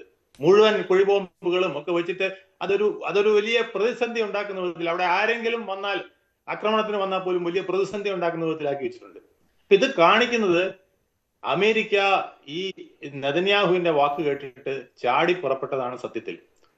നെതന്യാഹു പറഞ്ഞത് എല്ലാരും കൂടെ അവിടെ ഇരിപ്പുണ്ട്, 40-40 ടോപ്പ് ലീഡേഴ്സ്, അതിനെ എല്ലാം കൂടെ ഒറ്റയടിക്ക് തട്ടി നമുക്ക് ഇറാനെ വിറപ്പിക്കാം. അതിന്റെ ആ ഉന്നത നേതൃത്വം പോയി കഴിഞ്ഞാൽ പിന്നെ ഒന്നുമില്ല, ഇറാൻ നമുക്ക് കയ്യിലാക്കാന്ന് പറഞ്ഞു. ആ വാക്ക് വിശ്വസിച്ച് ട്രംപ് ചാടിയതാണ് ട്രംപിന് അബദ്ധം പറ്റിയത്. ട്രംപ് ഇപ്പം ഇതെല്ലാം നിങ്ങൾ എന്നെ വഞ്ചിച്ചു എന്നുള്ള രീതിയിലാണ് ഇപ്പം സംസാരിക്കുന്നത്. അതേസമയം ഇസ്രായേലിനെ സംബന്ധിച്ചിടത്തോളം ഈ യുദ്ധം അവസാനിപ്പിക്കാൻ അവർക്ക് കഴിയില്ല. കാരണം നവംബറിൽ അവിടെ ഇലക്ഷൻ ആണെങ്കിൽ ഒക്ടോബറിൽ ഇസ്രായേലിൽ ഇലക്ഷൻ വരികയാണ്. നെതന്യാഹുവിന് നിന്ന് പഴിക്കാൻ പറ്റാത്ത അവസ്ഥയാണ്. സ്വന്തം പാർട്ടിക്കകത്ത് തന്നെ ഗതിക്കുന്ന അവസ്ഥയാണ്. ഓപ്പോസിഷൻ വളരെ ശക്തമായി നിൽക്കുന്നു. അവിടെ ഒരു മിലിറ്ററി ചീഫ് ഇപ്പം പ്രതിപക്ഷ നേതൃത്വ സ്ഥാനത്തേക്ക് വന്നിട്ടുണ്ട്. അദ്ദേഹം ചിലപ്പോൾ വലിയ തോതിൽ പ്രധാനമന്ത്രി സ്ഥാനത്തേക്ക് മുന്നോട്ട് വരാൻ സാധ്യതയുണ്ട് എന്നുള്ളതാണ് അറിയുന്നത്. അപ്പൊ നെതന്യാഹു വളരെ വിഷമിച്ച് നിൽക്കുകയാണ്. അദ്ദേഹത്തിന് ഈ യുദ്ധം ഏതെങ്കിലും വിധത്തിൽ നീട്ടിക്കൊണ്ടു പോയില്ലെങ്കിൽ അദ്ദേഹത്തിന്റെ കാര്യം പരിങ്ങലിലാവും. കാരണം ജനത്തോട് എന്ത് പറയും? നിങ്ങൾ അവിടെ ആണവായുധം നിർത്തുമെന്ന് പറഞ്ഞു, ഇല്ലാതാക്കുമെന്ന് പറഞ്ഞു, ഇല്ലാതാക്കിയോ? സമ്പുഷ്ട യുറേനിയം നിങ്ങൾ ഒരു സ്ഥലത്തേക്ക് കൊണ്ടുപോകുന്നു പറഞ്ഞു, മാറ്റി കൊണ്ടുപോകാൻ പറ്റിയോ? ഇതെല്ലാം അവന്റെ കയ്യിൽ ഇരിക്കുകയല്ലേ. ശരിക്കും പറഞ്ഞാൽ 60% സമ്പുഷ്ടീകരിച്ച യുറേനിയം എന്ന് പറഞ്ഞാൽ ഇനി അവർക്ക് അധികം ജോലിയില്ല. ഇനി ഇവർക്ക് ഒന്ന് കോർഡിനേറ്റ് ചെയ്തിട്ട് ഇത് ഒരു ആയുധത്തിന്റെ, അതായത് മിസൈലിന്റെ തുമ്പിൽ എത്തിക്കുന്ന ചില പ്രക്രിയകൾ കൂടെ ബാക്കിയുള്ളൂ എന്നാ പറയുന്നത്. അത്രയ്ക്ക് നീറ്റായിട്ട് അവർ ഇത് ഓപ്പറേറ്റ് ചെയ്ത്, ഈ യുദ്ധകാലത്ത് തന്നെ ഓപ്പറേറ്റ് ചെയ്തിട്ടുണ്ട്. ഇതെല്ലാം ട്രംപിന് അറിയാം. ഇപ്പൊ ട്രംപിന് ഏറ്റവും ദേഷ്യം വന്നിരിക്കുന്നത് അറിയാമോ? പെന്റഗണില് ഇപ്പൊ ഇവരുടെ ഇസ്രായേലിന്റെ ചാരസംഘടന മൊസാദ് കയറിയിട്ട് പല രഹസ്യങ്ങളും എടുത്തുകൊണ്ടിരിക്കുന്നതാണ് പറയുന്നത്. അതാണ് ഇപ്പൊ വേറൊരു ബ്ലാക്ക് മെയിലിംഗ്. രണ്ടാമത്തെ ബ്ലാക്ക് മെയിലിംഗ് ഇപ്പം നടത്താൻ പോകുന്നത് അതാണ്. പൂർണ്ണമായിട്ടും അവരുടെ ഒഫീഷ്യൽസിന്റെ, ടോപ്പ് ഒഫീഷ്യൽസിന്റെ, മിലിറ്ററി ഒഫീഷ്യൽസിന്റെ സീക്രട്സ് മുഴുവൻ ഇപ്പം ഇസ്രായേൽ തപ്പിക്കൊണ്ടിരിക്കുകയാണ്. അവരുടെ കയ്യിലായി കഴിഞ്ഞു പലതും. അതാണ് ഇത്രയും അധികം ദേഷ്യത്തിൽ ഞാനില്ലെങ്കിൽ താനൊന്നും ബാക്കി കാണില്ല എന്ന് വരെ പറയാനായിട്ട്, ഇസ്രായേൽ പോലും ബാക്കി കാണില്ല എന്ന് പറയാനായിട്ട് ട്രംപിനെ പ്രേരിപ്പിച്ച ഘടകം. നമ്മൾ ഒരു കാര്യം മനസ്സിലാക്കുക, ആവശ്യമില്ലാത്ത ഒരു നീക്കമാണ് ട്രംപിന്റെ ഭാഗത്തു നിന്ന് വന്നത്. ഇത് ശരിക്കും പറഞ്ഞാൽ ഒരു വലിയ ഒരു വിപത്ത്, ഒരു മഹാമാരി നമ്മുടെ ലോകത്തിന് കൊണ്ടുവന്നതാണ്. ശരിയാണ്. ആഗോള സമ്പദ് വ്യവസ്ഥയെ തകിടം മറിക്കുന്ന ഒന്നായി മാറുകയും ചെയ്തു. പറയുന്നത് ഇവിടെ ഇപ്പൊ അവരൊക്കെ പറയുന്നത് പൂർണ്ണമായും ഈ നമ്മുടെ ഒരു മൊബിലിറ്റിയെ തന്നെ മാറ്റിക്കൊണ്ടില്ല. ശരിയാണ്. ശ്രീ കേണൽ എസ് ഡി, അല്ലെങ്കിൽ ഇവിടെ മറ്റൊരു കാര്യം, ഇപ്പോൾ ഈ ട്രംപ് നെതന്യാഹുവിനെ ചീത്ത വിളിക്കുന്ന കാര്യം അതൊരു തന്ത്രത്തിന്റെ ഭാഗമായിട്ട് തന്നെ കാണാവുന്നതാണല്ലോ. ഈ സമാധാന കരാർ മുന്നോട്ട് പോകണം, അതിൻ്റെ വക്താവ് ഞാനാണ് എന്ന് വിളിച്ചു പറയുകയാണ് ട്രംപ് ചെയ്യുന്നത്. ട്രംപ് ഓരോ നിമിഷവും നിലപാടുകൾ മാറ്റിക്കൊണ്ടിരിക്കുന്ന ആളാണ്. അപ്പോൾ ഇതും ഒരു തന്ത്രത്തിന്റെ ഭാഗമായിട്ട് സ്വീകരിക്കുന്ന ഒന്ന് എന്നുകൂടി കണക്കാക്കാവുന്നതാണല്ലോ. അല്ലാതെ ഇസ്രായേലിനെ പൂർണ്ണമായിട്ടും അല്ല ഇസ്രായേലിനെ തങ്ങളുടെ കൂടെ അല്ല ഇസ്രായേൽ എന്ന രീതിയിൽ മുന്നോട്ട് പോകാൻ എന്തായാലും അമേരിക്ക തയ്യാറാവുകയില്ല. ഒരു കാര്യം എന്ന് വെച്ച് കഴിഞ്ഞാൽ ശ്രീ മഞ്ജുഷ്, ഇതിനകത്ത് ഒരു കാര്യം ഞാൻ എൻ്റെ ഒരു പേഴ്സണലി ഒരു കാര്യം എന്ന് വെച്ച് കഴിഞ്ഞാൽ, നമ്മളിപ്പം പലരും പറയാറുണ്ട്, ഇപ്പം ശ്രീ ബൈജുവും പറഞ്ഞു, അതായത് അതുപോലെ തന്നെ വേണുഗോപാൽ സാറും പറഞ്ഞു, അതായത് ബെഞ്ചമിൻ നെതന്യാഹു പറഞ്ഞിട്ടാണ് ഡൊണാൾഡ് ട്രംപ് ഇതിനകത്ത് എടുത്തു ചാടി. എനിക്ക് തോന്നുന്നു അതൊക്കെ ഒരു കോൺസ്പിറസി തിയറീസ് ആണ്. നമുക്ക് കോൺസ്പിറസി തിയറീസിൽ നമുക്ക് ഇന്റർനാഷണൽ റിലേഷനോ സ്ട്രാറ്റജിക് അഫയേഴ്സോ നമുക്ക് അനലൈസ് ചെയ്യാൻ പാടില്ല. നമ്മൾ ഈ ഇരിക്കുന്ന ആർക്കും ഇത് യഥാർത്ഥത്തിലാണോ അല്ലത്, പക്ഷെ നമുക്ക് ചില ഫാക്ട്സ് നമ്മൾ മുമ്പിലുണ്ട്. എന്തൊക്കെയാണ് ആ ഫാക്ട്സ്? ഒന്ന്, വെനസ്വേല എന്നുള്ള കൺട്രിയിൽ രാമായണം അറ്റാക്ക് ചെയ്യിപ്പിച്ചത് ഡൊണാൾഡ് ട്രംപ് ആയിരുന്നു. അത് ഒരു ഫാക്ട് ആണ്. അപ്പൊ അത് അദ്ദേഹത്തിന് ഒരു സ്ട്രീക്ക് ഉണ്ട്. ഗ്രീൻലാൻഡ് US-ന്റെ ഭാഗമാവണോ എന്ന് പറഞ്ഞത് ഡൊണാൾഡ് ട്രംപ് ആണ്. കാനഡ 51st സ്റ്റേറ്റ് ആവണോ എന്ന് പറഞ്ഞത് ഡൊണാൾഡ് ട്രംപ് ആണ്. ട്രേഡ് ടാരിഫ് നമുക്കറിയാം എങ്ങനെയാണ് അദ്ദേഹം ട്രേഡ് ഉപയോഗിച്ചിട്ട് അതിനെ വെപ്പനൈസ് ചെയ്യുന്നത്, അത് ഡൊണാൾഡ് ട്രംപ് ആണ്. അപ്പൊ ഡൊണാൾഡ് ട്രംപ് ഒരു ഒരു ഒരു അൺപ്രഡിക്റ്റബിലിറ്റി, അതായത് ഒരു ഡീൽ ചെയ്യുന്ന കോർപ്പറേറ്റ് വേൾഡിലൊക്കെ ഡീൽ ചെയ്യാൻ വേണ്ടി ഒരു അൺപ്രഡിക്റ്റബിൾ മാഡ്മാൻ തിയറി എന്നൊക്കെ പറയുന്നതിന്റെ ഒരു വക്താവാണ്. അതിന്റെ ഒരു ഇതാണ്. അതുകൊണ്ട് നമ്മൾ അണ്ടർ എസ്റ്റിമേറ്റ് ചെയ്തത് ഡൊണാൾഡ് ട്രംപിന്റെ. അദ്ദേഹം വിചാരിച്ചത് വേറെ ആർക്കും സോൾവ് ചെയ്യാൻ പറ്റാത്ത ഒരു പ്രോബ്ലം, ഇറാൻ പ്രോബ്ലം, ആ പ്രോബ്ലം ഞാൻ സോൾവ് ചെയ്യും, എന്റെ ഒരു ലെഗസി ആയിട്ട് ഞാൻ വിടും. അതുകൊണ്ടാണ് ഈ JCPO എന്ന് പറയുന്നത്. അത് ഒബാമ വളരെ പാടുപെട്ട് അത് സൈൻ ചെയ്യിപ്പിച്ചെടുത്തത്. അദ്ദേഹം കഴിഞ്ഞ വർഷം തന്നെ പറഞ്ഞു അത് പറ്റത്തില്ല എന്ന്. അപ്പൊ അന്നൊട്ടേ അദ്ദേഹത്തിന് ഇങ്ങനത്തെ അത് കഴിഞ്ഞിട്ട് നേരിട്ട് അറ്റാക്ക് ചെയ്തു. കഴിഞ്ഞ വർഷം ഇറാനെ അറ്റാക്ക് ചെയ്തു, ന്യൂക്ലിയർ ഇല്ലാതാക്കി എന്ന് പറഞ്ഞു, കംപ്ലീറ്റ്ലി ഓബ്ലിറ്റേറ്റഡ്. പിന്നെ വീണ്ടും ഇപ്പം അറ്റാക്ക് ചെയ്തു. അപ്പൊ അദ്ദേഹം പറയുന്ന സമയത്ത്, ചർച്ച ചെയ്യുന്ന സമയത്ത് തന്നെ ഈ ഫെബ്രുവരി 28 ചർച്ച ചെയ്തുകൊണ്ടിരിക്കുകയല്ലായിരുന്നു അമേരിക്ക. അന്ന് ആരാണ് പോയി അറ്റാക്ക് ചെയ്തത്? അമേരിക്കയല്ലേ പോയി അറ്റാക്ക് ചെയ്തത്. So this is A conspiracy theory. അത് നെതന്യാഹു പറഞ്ഞപ്പോൾ നേരെ പോയി ചാടിക്കൊടുത്തു. അങ്ങനല്ല. നമ്മൾ അതിനെ അങ്ങനെ നമുക്ക് അതൊരു ഫാക്ട്സ് വെച്ചല്ല, അതൊരു കോൺസ്പിറസി തിയറിയാണ്. പക്ഷെ fact on ground Donald Trump ഒരു അൺപ്രഡിക്റ്റബിൾ ആയിട്ടുള്ള ആളാണ്. അതിന്റെ ആ രീതിയിലാണ് അദ്ദേഹം മുന്നോട്ട് പോകുന്നത്. ഇനി എപ്സ്റ്റീൻ ഫയൽ, ഇതൊക്കെ അഗൈൻ അതെല്ലാം ഒരു കോൺസ്പിറസി തിയറിന്റെ ഭാഗമാണ്. അതൊന്നും ഒരു കാലത്ത് നമുക്ക് വളരെ കൃത്യമായിട്ടുള്ള ഒരു കണക്ക് വെച്ചോ അല്ലെങ്കിൽ പ്രൂഫ് വെച്ച് സംസാരിക്കാൻ പറ്റില്ല. അതൊന്നും. രണ്ടാമതായിട്ട് ശ്രീ ബൈജു പറഞ്ഞു ഹിസ്റ്ററിയുടെ ഭാഗമായിട്ട്. ശ്രീ ബൈജു, ഹിസ്റ്ററി ഒക്കെ 1947 തൊട്ട് നമ്മൾ പറയുകയാണെങ്കിൽ ധാരാളം കാര്യങ്ങൾ പറയാനുണ്ട്. പക്ഷെ ഇപ്പോഴത്തെ ഈ ട്രിഗർ എന്ന് പറഞ്ഞാൽ ഈ യുദ്ധം, ഇന്ന് നമ്മൾ സംസാരിച്ചുകൊണ്ട് യുദ്ധം തുടങ്ങാനുള്ള കാരണം, അതായത് നമ്മൾ മനസ്സിലാക്കുക, ഒക്ടോബർ 7, 2023 ഹമാസ് എന്ന് പറഞ്ഞ ഭീകരവാദി സംഘടന ഇസ്രായേലിന്റെ ഉള്ളിൽ കയറി 1500ഓളം പേരെ വധിച്ചതാണ് ആ ട്രിഗർ. അതിനു മുൻപ്, തൊട്ട് മുമ്പ് അബ്രഹാം അക്കോർഡ് എന്ന് പറഞ്ഞ് അമേരിക്ക, ഇസ്രായേൽ, UAE എല്ലാം വെച്ച് വലിയ രീതിയിലുള്ള ഒരു അബ്രഹാം അക്കോർഡിൽ പോയി. സൗദി അറേബ്യ ഇൻക്ലൂഡഡ് അതിനകത്ത് സൈൻ ചെയ്യും എന്നുള്ള രീതിയിലുള്ള ഡിസ്കഷനിലേക്ക് പോയി. പലസ്തീൻ ഇഷ്യൂ സോൾവ് ആക്കാം എന്നുള്ള രീതിയിലേക്കൊക്കെ ഉള്ള കാര്യങ്ങൾ പോയി. അപ്പോഴാണ് ഇറാൻ അതും ഹമാസിനെ ഉപയോഗിച്ച് ഇങ്ങനെ ഒരു അറ്റാക്ക് നടത്തിയത്. അന്ന് തൊട്ട് ഇന്ന് വരെ ഇസ്രായേൽ ഒരു കാരണവശാലും അവർ പിന്നോട്ട് പോകാതെ അവർ മാസീവായിട്ട് ഗാസയിൽ കാണിച്ചിട്ടുള്ളതിനകത്ത് ഞാൻ ഒരിക്കലും ന്യായീകരിക്കത്തില്ല. പക്ഷെ അവർക്ക് അന്ന് റിറ്റാലിയേറ്റ് ചെയ്യാനുള്ള ഓപ്പർച്യൂണിറ്റി കൊടുത്തത് ഈ ഹമാസ് അറ്റാക്ക് തന്നെയാണ്. അതിന്റെ ഭാഗമായിട്ട് തന്നെയാണ് US അതിന്റെ ഭാഗമായി വന്നത്. അതാണ് ഞാൻ പറഞ്ഞത്, ഈ ഒരു കറന്റ് ഇഷ്യൂന്റെ trigger not the entire Palestinian Israel issue. അതിന്റെ പല കാര്യങ്ങൾ നമുക്ക് എല്ലാവർക്കും നമുക്ക് വാദിച്ചുകൊണ്ടിരിക്കാം. ഞാൻ ഇപ്പോഴത്തെ ഇഷ്യൂനാണ്. അതുകൊണ്ടാണ് ഞാൻ പറഞ്ഞത്, ഇപ്പോൾ ഇന്നിപ്പം ഇസ്രായേലിന്റെ ഫോഴ്സസ് എവിടെയാണ്? ഗാസയിലുണ്ട്. എന്തുകൊണ്ടാണ് ഗാസയിൽ പോയത്? ഹമാസ് അറ്റാക്ക് ചെയ്തിട്ടുണ്ട്. ഇന്ന് ഇസ്രായേലിന്റെ ഫോഴ്സ് ലെബനനിലുണ്ട്. എന്തുകൊണ്ടാണ്? അവിടുന്ന് ഹെസ്ബുള്ള ഫയർ ചെയ്തിട്ടുണ്ടായിരുന്നു അതേ സമയം ഒക്ടോബർ സമയത്ത് കഴിഞ്ഞിട്ട്. അപ്പൊ ഇതൊക്കെ നമ്മൾ മനസ്സിലാക്കിയിട്ട് വേണം പറയാൻ. അപ്പൊ അതുകൊണ്ട് ഇപ്പോഴത്തെ അവസ്ഥയിൽ ഞാൻ ഇപ്പോഴും വിശ്വസിക്കുന്നു ഇതിനകത്ത് ഇസ്രായേലും ഒരു വിജയവും നേടിയിട്ടില്ല. ഇസ്രായേൽ വിചാരിച്ചു ഹമാസിനെയും ഹെസ്ബുള്ളയും ഇല്ലാതാക്കാമെന്ന്. നടന്നില്ല. അന്ന് ഞാൻ പറഞ്ഞിരുന്നു അവരെ തീർക്കാൻ പറ്റില്ല, കാരണം അതൊരു ആശയമാണ്, ഒരു ഐഡിയ ആണ്. അത് ഒരു തോക്കെടുത്ത് വേറെ കൊടുത്തു കഴിഞ്ഞാൽ അത് അവർ ഹമാസായി. അപ്പോൾ ഇസ്രായേലിന് ഇത് തുടർന്നേ പറ്റുകയുള്ളൂ. ഈ സായുധ വിഭാഗങ്ങൾക്ക് നേരെയുള്ള ആക്രമണം ഇസ്രായേലിന് തുടർന്നേ പറ്റുകയുള്ളൂ, അല്ലെങ്കിൽ അവർക്ക് സുരക്ഷാ ഭീഷണി ഉണ്ടാകും. അതെ, ഡെഫിനറ്റ്ലി അതൊരു ഡെഫിനറ്റ് ഇഷ്യൂ ആണ്. നമ്മൾ ഇത് പറയുമ്പോൾ ഇസ്രായേലിന്റെ ഉള്ളിൽ പൊളിറ്റിക്കൽ ഡിഫറൻസ് വളരെ രൂക്ഷമാണ്. അതിനകത്ത് നമ്മളെ പ്രധാനമന്ത്രി പോയപ്പോഴും പോലും അവിടുത്തെ ലീഡർ ഓഫ് ഓപ്പോസിഷൻ ആയാലും മറ്റുള്ളവർ എങ്ങനെ ബിഹേവ് ചെയ്യുന്നത് നമ്മൾ കണ്ടിരുന്നു. അവിടെ അത് നിലനിർത്തുമ്പോൾ തന്നെ അവരുടെ സെക്യൂരിറ്റി ഇഷ്യൂസിൽ വരുമ്പോൾ അവരെല്ലാം ഒറ്റക്കെട്ടായിട്ട് നിൽക്കും. നമ്മൾ ഇവിടുത്തെ ആളുകളെ പോലെ അല്ല. അവർ ആ സെക്യൂരിറ്റി ഇഷ്യൂവിൽ അവർക്കൊരു പ്രോബ്ലം ആണത്. അത് നമ്മൾ മനസ്സിലാക്കുക. അവരുടെ സെക്യൂരിറ്റി ഇഷ്യൂ ആണ്. അപ്പൊ അതുകൊണ്ടാണ് ഞാൻ പറഞ്ഞത്, ഒരാളിനെ അവർ ഹെസ്ബുള്ള ഫയർ ചെയ്താൽ അവർ തിരിച്ചടിക്കും. അതുകൊണ്ടാണ് ഈ ഒരു പീസ് ഡീൽ ഇത് എത്രമാത്രം മുന്നോട്ട് പോകുന്നു. Yes, definitely. പിന്നെ ഒരു കാര്യം കൂടെ ഞാൻ പറയാം, ഈ മിലിറ്ററി ഓപ്പറേഷൻസ് ചെയ്യുമ്പം ഒരു കോർഡിനേഷൻ എപ്പോഴും വേണം. ഇപ്പം US ഫോഴ്സസ് പോയി ഇറാനിന് ഫയർ ചെയ്യുകയാണെങ്കിൽ, അല്ലെങ്കിൽ ഇസ്രായേലിന്റെ ഫോഴ്സസ് പോയി ഇതെല്ലാം ഇന്റഗ്രേറ്റഡ് ആണ്. അതായത് സ്റ്റാൻഡ് അലോൺ മോഡിലല്ല. ഒരു എയർക്രാഫ്റ്റ് ഫയർ മുകളിൽ പോകുമ്പോൾ അത് ഫ്രണ്ട് ആണോ ഫോ ആണോ എന്നുള്ള ഐഡന്റിഫിക്കേഷൻ വേണം. അതുകൊണ്ടാണ് കുവൈത്തിന്റെ മുകളിൽ 3 F-15 US ഫയർ ചെയ്തത്. സ്വന്തം അവർ തന്നെയാണ് ഫയർ ചെയ്തത്. അപ്പം ഈ ട്രംപ് ഇത് പറഞ്ഞു ഞങ്ങളില്ലെങ്കിൽ ഇസ്രായേൽ ഒന്നും ഇല്ല. പക്ഷെ ഞാൻ മനസ്സിലാക്കുന്നത് ഇതെല്ലാം മറയാണ്. ഇതിലെല്ലാം അണ്ടർസ്റ്റാൻഡിംഗ് ആണ്. US ഇസ്രായേലും തമ്മിൽ ഡെഫിനറ്റ്ലി ഒരു അണ്ടർസ്റ്റാൻഡിംഗ് ഉണ്ട്. ആ അണ്ടർസ്റ്റാൻഡിംഗിന്റെ ഭാഗമായിട്ട് തന്നെയാണ് ഇത് ചെയ്യുന്നത്. ഇത് ചെയ്യുമ്പോൾ എന്ത് പറ്റി?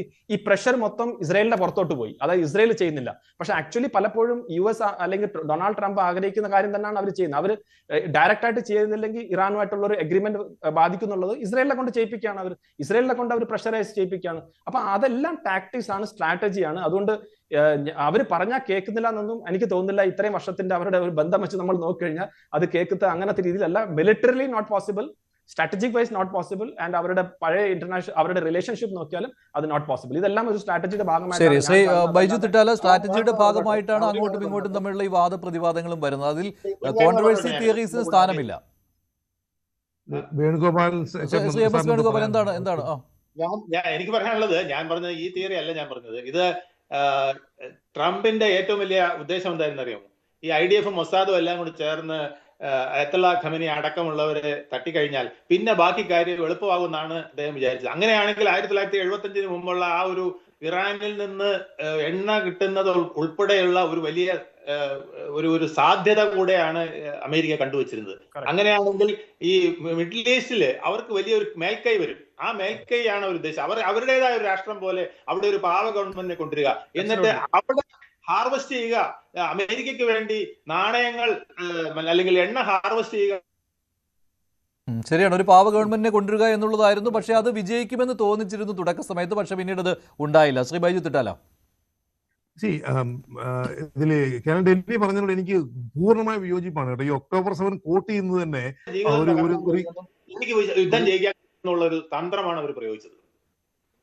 ഈ October 7 കോട്ട് ചെയ്യാന്ന് പറയുന്നത് തന്നെ ലൈക്ക് ഇത് ഇൻസൾട്ട് ചെയ്തതിന് തുല്യമായിട്ട് എനിക്ക് പലപ്പോഴും ഫീൽ ചെയ്തിരിക്കുന്നത്. കാരണം അതായത് ഈ ഗാസയിൽ കൊന്നും മരിച്ചു വീണ ആളുകളുടെ കണക്ക് October 7 മുമ്പങ്ങ് എടുത്തു. അല്ല സർ, അത് പറയുമ്പോൾ മറക്കാൻ പറ്റുക സർ? ഞാൻ ഗാസയെ കുറിച്ച് പറഞ്ഞപ്പോ October 7 നമുക്ക് എങ്ങനെ മറക്കാൻ പറ്റുക സർ? അതെങ്ങനെ മറക്കാൻ? ഞാൻ October 7 ചെയ്തത് അവർ ചെയ്ത് ശരിയാന്നല്ല ഞാൻ പറയുന്നത്. It is condemnable, not acceptable, and I completely disagree with that. But having said that, അതല്ല അതിന്റെ ട്രിഗർ. ഞാൻ ഈ കേംബ്രിഡ്ജിൽ ഈ October 27 മുമ്പ് ഗാസയിൽ കൊല്ലപ്പെട്ട ആളുകൾക്ക് വേണ്ടി സമരം നടത്തിയിട്ടാണ് ഈ കേംബ്രിഡ്ജിൽ. അന്ന് കൗൺസിലറാണ് ഞാൻ. ഈ October 7 മുമ്പാണ്. ഒറ്റ സെക്കൻഡ് സർ, ചെറിയ clarification with your permission sir. ചെറിയ ഞാൻ പറഞ്ഞ സർ, ഈ ഒരു വാർ, ഇപ്പൊ നടക്കുന്ന വാർ പഴയ ഇഷ്യൂസിനല്ല, ഈ ഒരു വാറിന്റെ അങ്ങനെ ഐസൊലേറ്റ് ചെയ്യാൻ പറ്റില്ല സുഹൃത്തെ. അതൊരു ക്രൈസിസ് ആണ്, അതൊരു പൊളിറ്റിക്കൽ ക്രൈസിസ് ആണ്. അതിനെ നമുക്കൊരു പാർട്ട് എടുത്ത് മാറ്റി വെച്ച് അവിടെ ചർച്ച ചെയ്ത് മുന്നോട്ട് പറ്റില്ല. ആളുകൾ എന്തോരം മരിച്ചു വീണിരിക്കുന്നത് ഗാസയില്. അങ്ങോട്ട് ഫുഡ് അങ്ങോട്ട് എന്തിന് ഭക്ഷണം പോലും പോകാൻ സമ്മതിക്കില്ലാത്തൊരവസ്ഥയിലായിരുന്നു. മരിച്ചുപോയ പിള്ളേരുടെയും കുട്ടികളുടെയും അവരുടെ മുഴുവൻ മരണം, ആ മരണത്തെ നമുക്ക് ഉപേക്ഷിച്ചേക്കാം. ഇല്ല, അങ്ങനെ പറഞ്ഞില്ല ശ്രീ ബൈജു, അങ്ങനെ പറഞ്ഞില്ല. ഗാസയിലെ ആക്രമണം അപലപനീയമെന്ന് തന്നെയാണ് പറഞ്ഞത്. പക്ഷെ അതിനു മുൻപുള്ള ഒക്ടോബർ 7 ഒരു ക്ലാരിഫിക്കേഷൻ സർ, ഗാസയിൽ നടന്നത് ഒട്ടും ശരിയല്ല എന്ന് തന്നെയാണ് ഞാൻ പറഞ്ഞത്.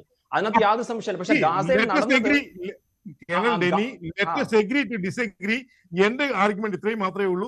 നമുക്ക് ഈ മിഡിൽ ഈസ്റ്റ് ക്രൈസിസ് എന്ന് പറയുന്നത് ഈ ഒക്ടോബർ 7 മാത്രം ഇങ്ങനെ എടുത്ത് മാറ്റി വെച്ചേച്ച് ബാക്കിയൊക്കെ കട്ട് ചെയ്ത് ചർച്ച ചെയ്യാൻ പറ്റില്ല. ഇല്ല, ഞാൻ അങ്ങനെ പറഞ്ഞിട്ടില്ല. ഞാൻ അങ്ങനല്ല പറയുന്നത്.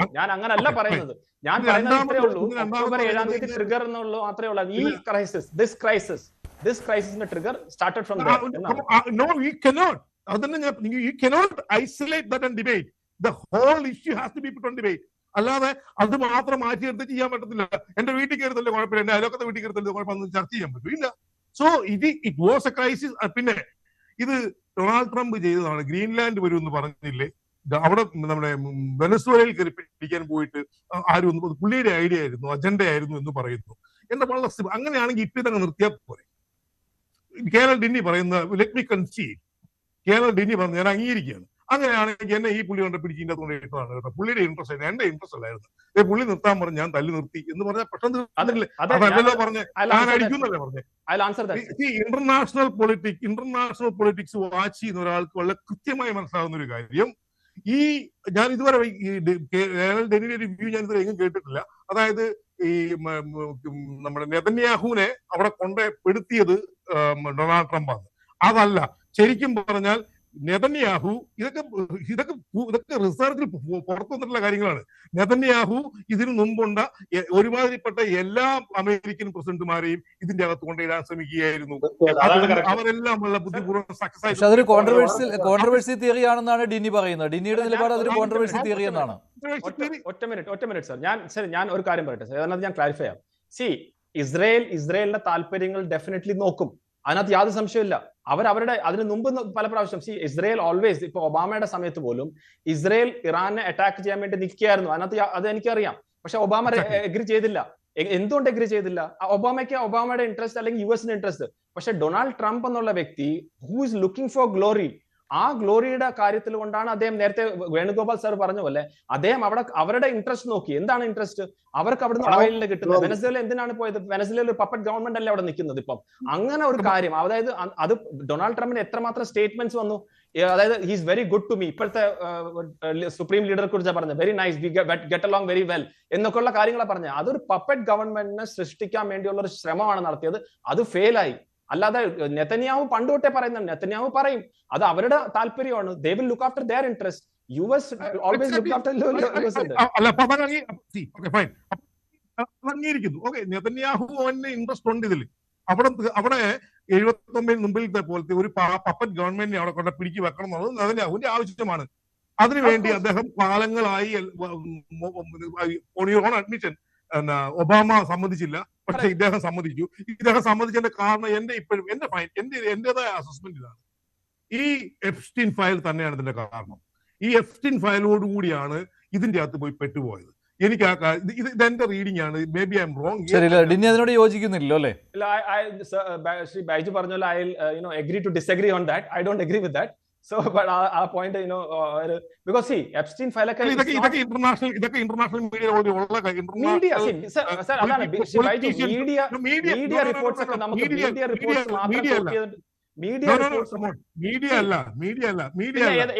എപ്സ്റ്റീൻ ഫയലിന്റെ നമുക്ക് മീഡിയ റിപ്പോർട്ട്സ് അല്ലാതെ എപ്സ്റ്റീൻ ഫയലിനകത്ത് ഡൊണാൾഡ് ട്രംപിന്റെ കാര്യങ്ങളുണ്ട്. അതുകൊണ്ടാണ് നെതന്യാഹു ബ്ലാക്ക് മെയിൽ ചെയ്യുന്നു പറഞ്ഞു കഴിഞ്ഞാൽ നമുക്ക് എങ്ങനെയാണ് വിശ്വസിക്കാൻ സാധിക്കാതെ? അങ്ങും കേട്ടു, ഞാനും കേട്ടു, ബാക്കി എല്ലാവരും കേട്ടു. അതിന്റെ കാരണം കൊണ്ടാണ് അദ്ദേഹം പറഞ്ഞെന്നുള്ളത്. ഇനി പിൻകാലത്ത് എപ്പോഴെങ്കിലും ഡൊണാൾഡ് ട്രംപ് തന്നെ വല്ല ബുക്ക് വിശ്വസിക്കണോ വേണ്ടെന്നുള്ളത് താങ്കൾക്ക് തീരുമാനിക്കാൻ ഡെനിയുടെ ഡിസ്കഷൻ ആണ്. പക്ഷെ ഈ രാജ്യത്ത് പീറ്റർ മാൻഡൽസനെ പിടിച്ച് പുറത്താക്കി, ഇവിടെയുള്ള ഒരു വിശ്വസിച്ചത്. മനസ്സിലായോ? അപ്പൊ അത് വിശ്വസിക്കണോ വേണ്ടെന്നുള്ളത് അത്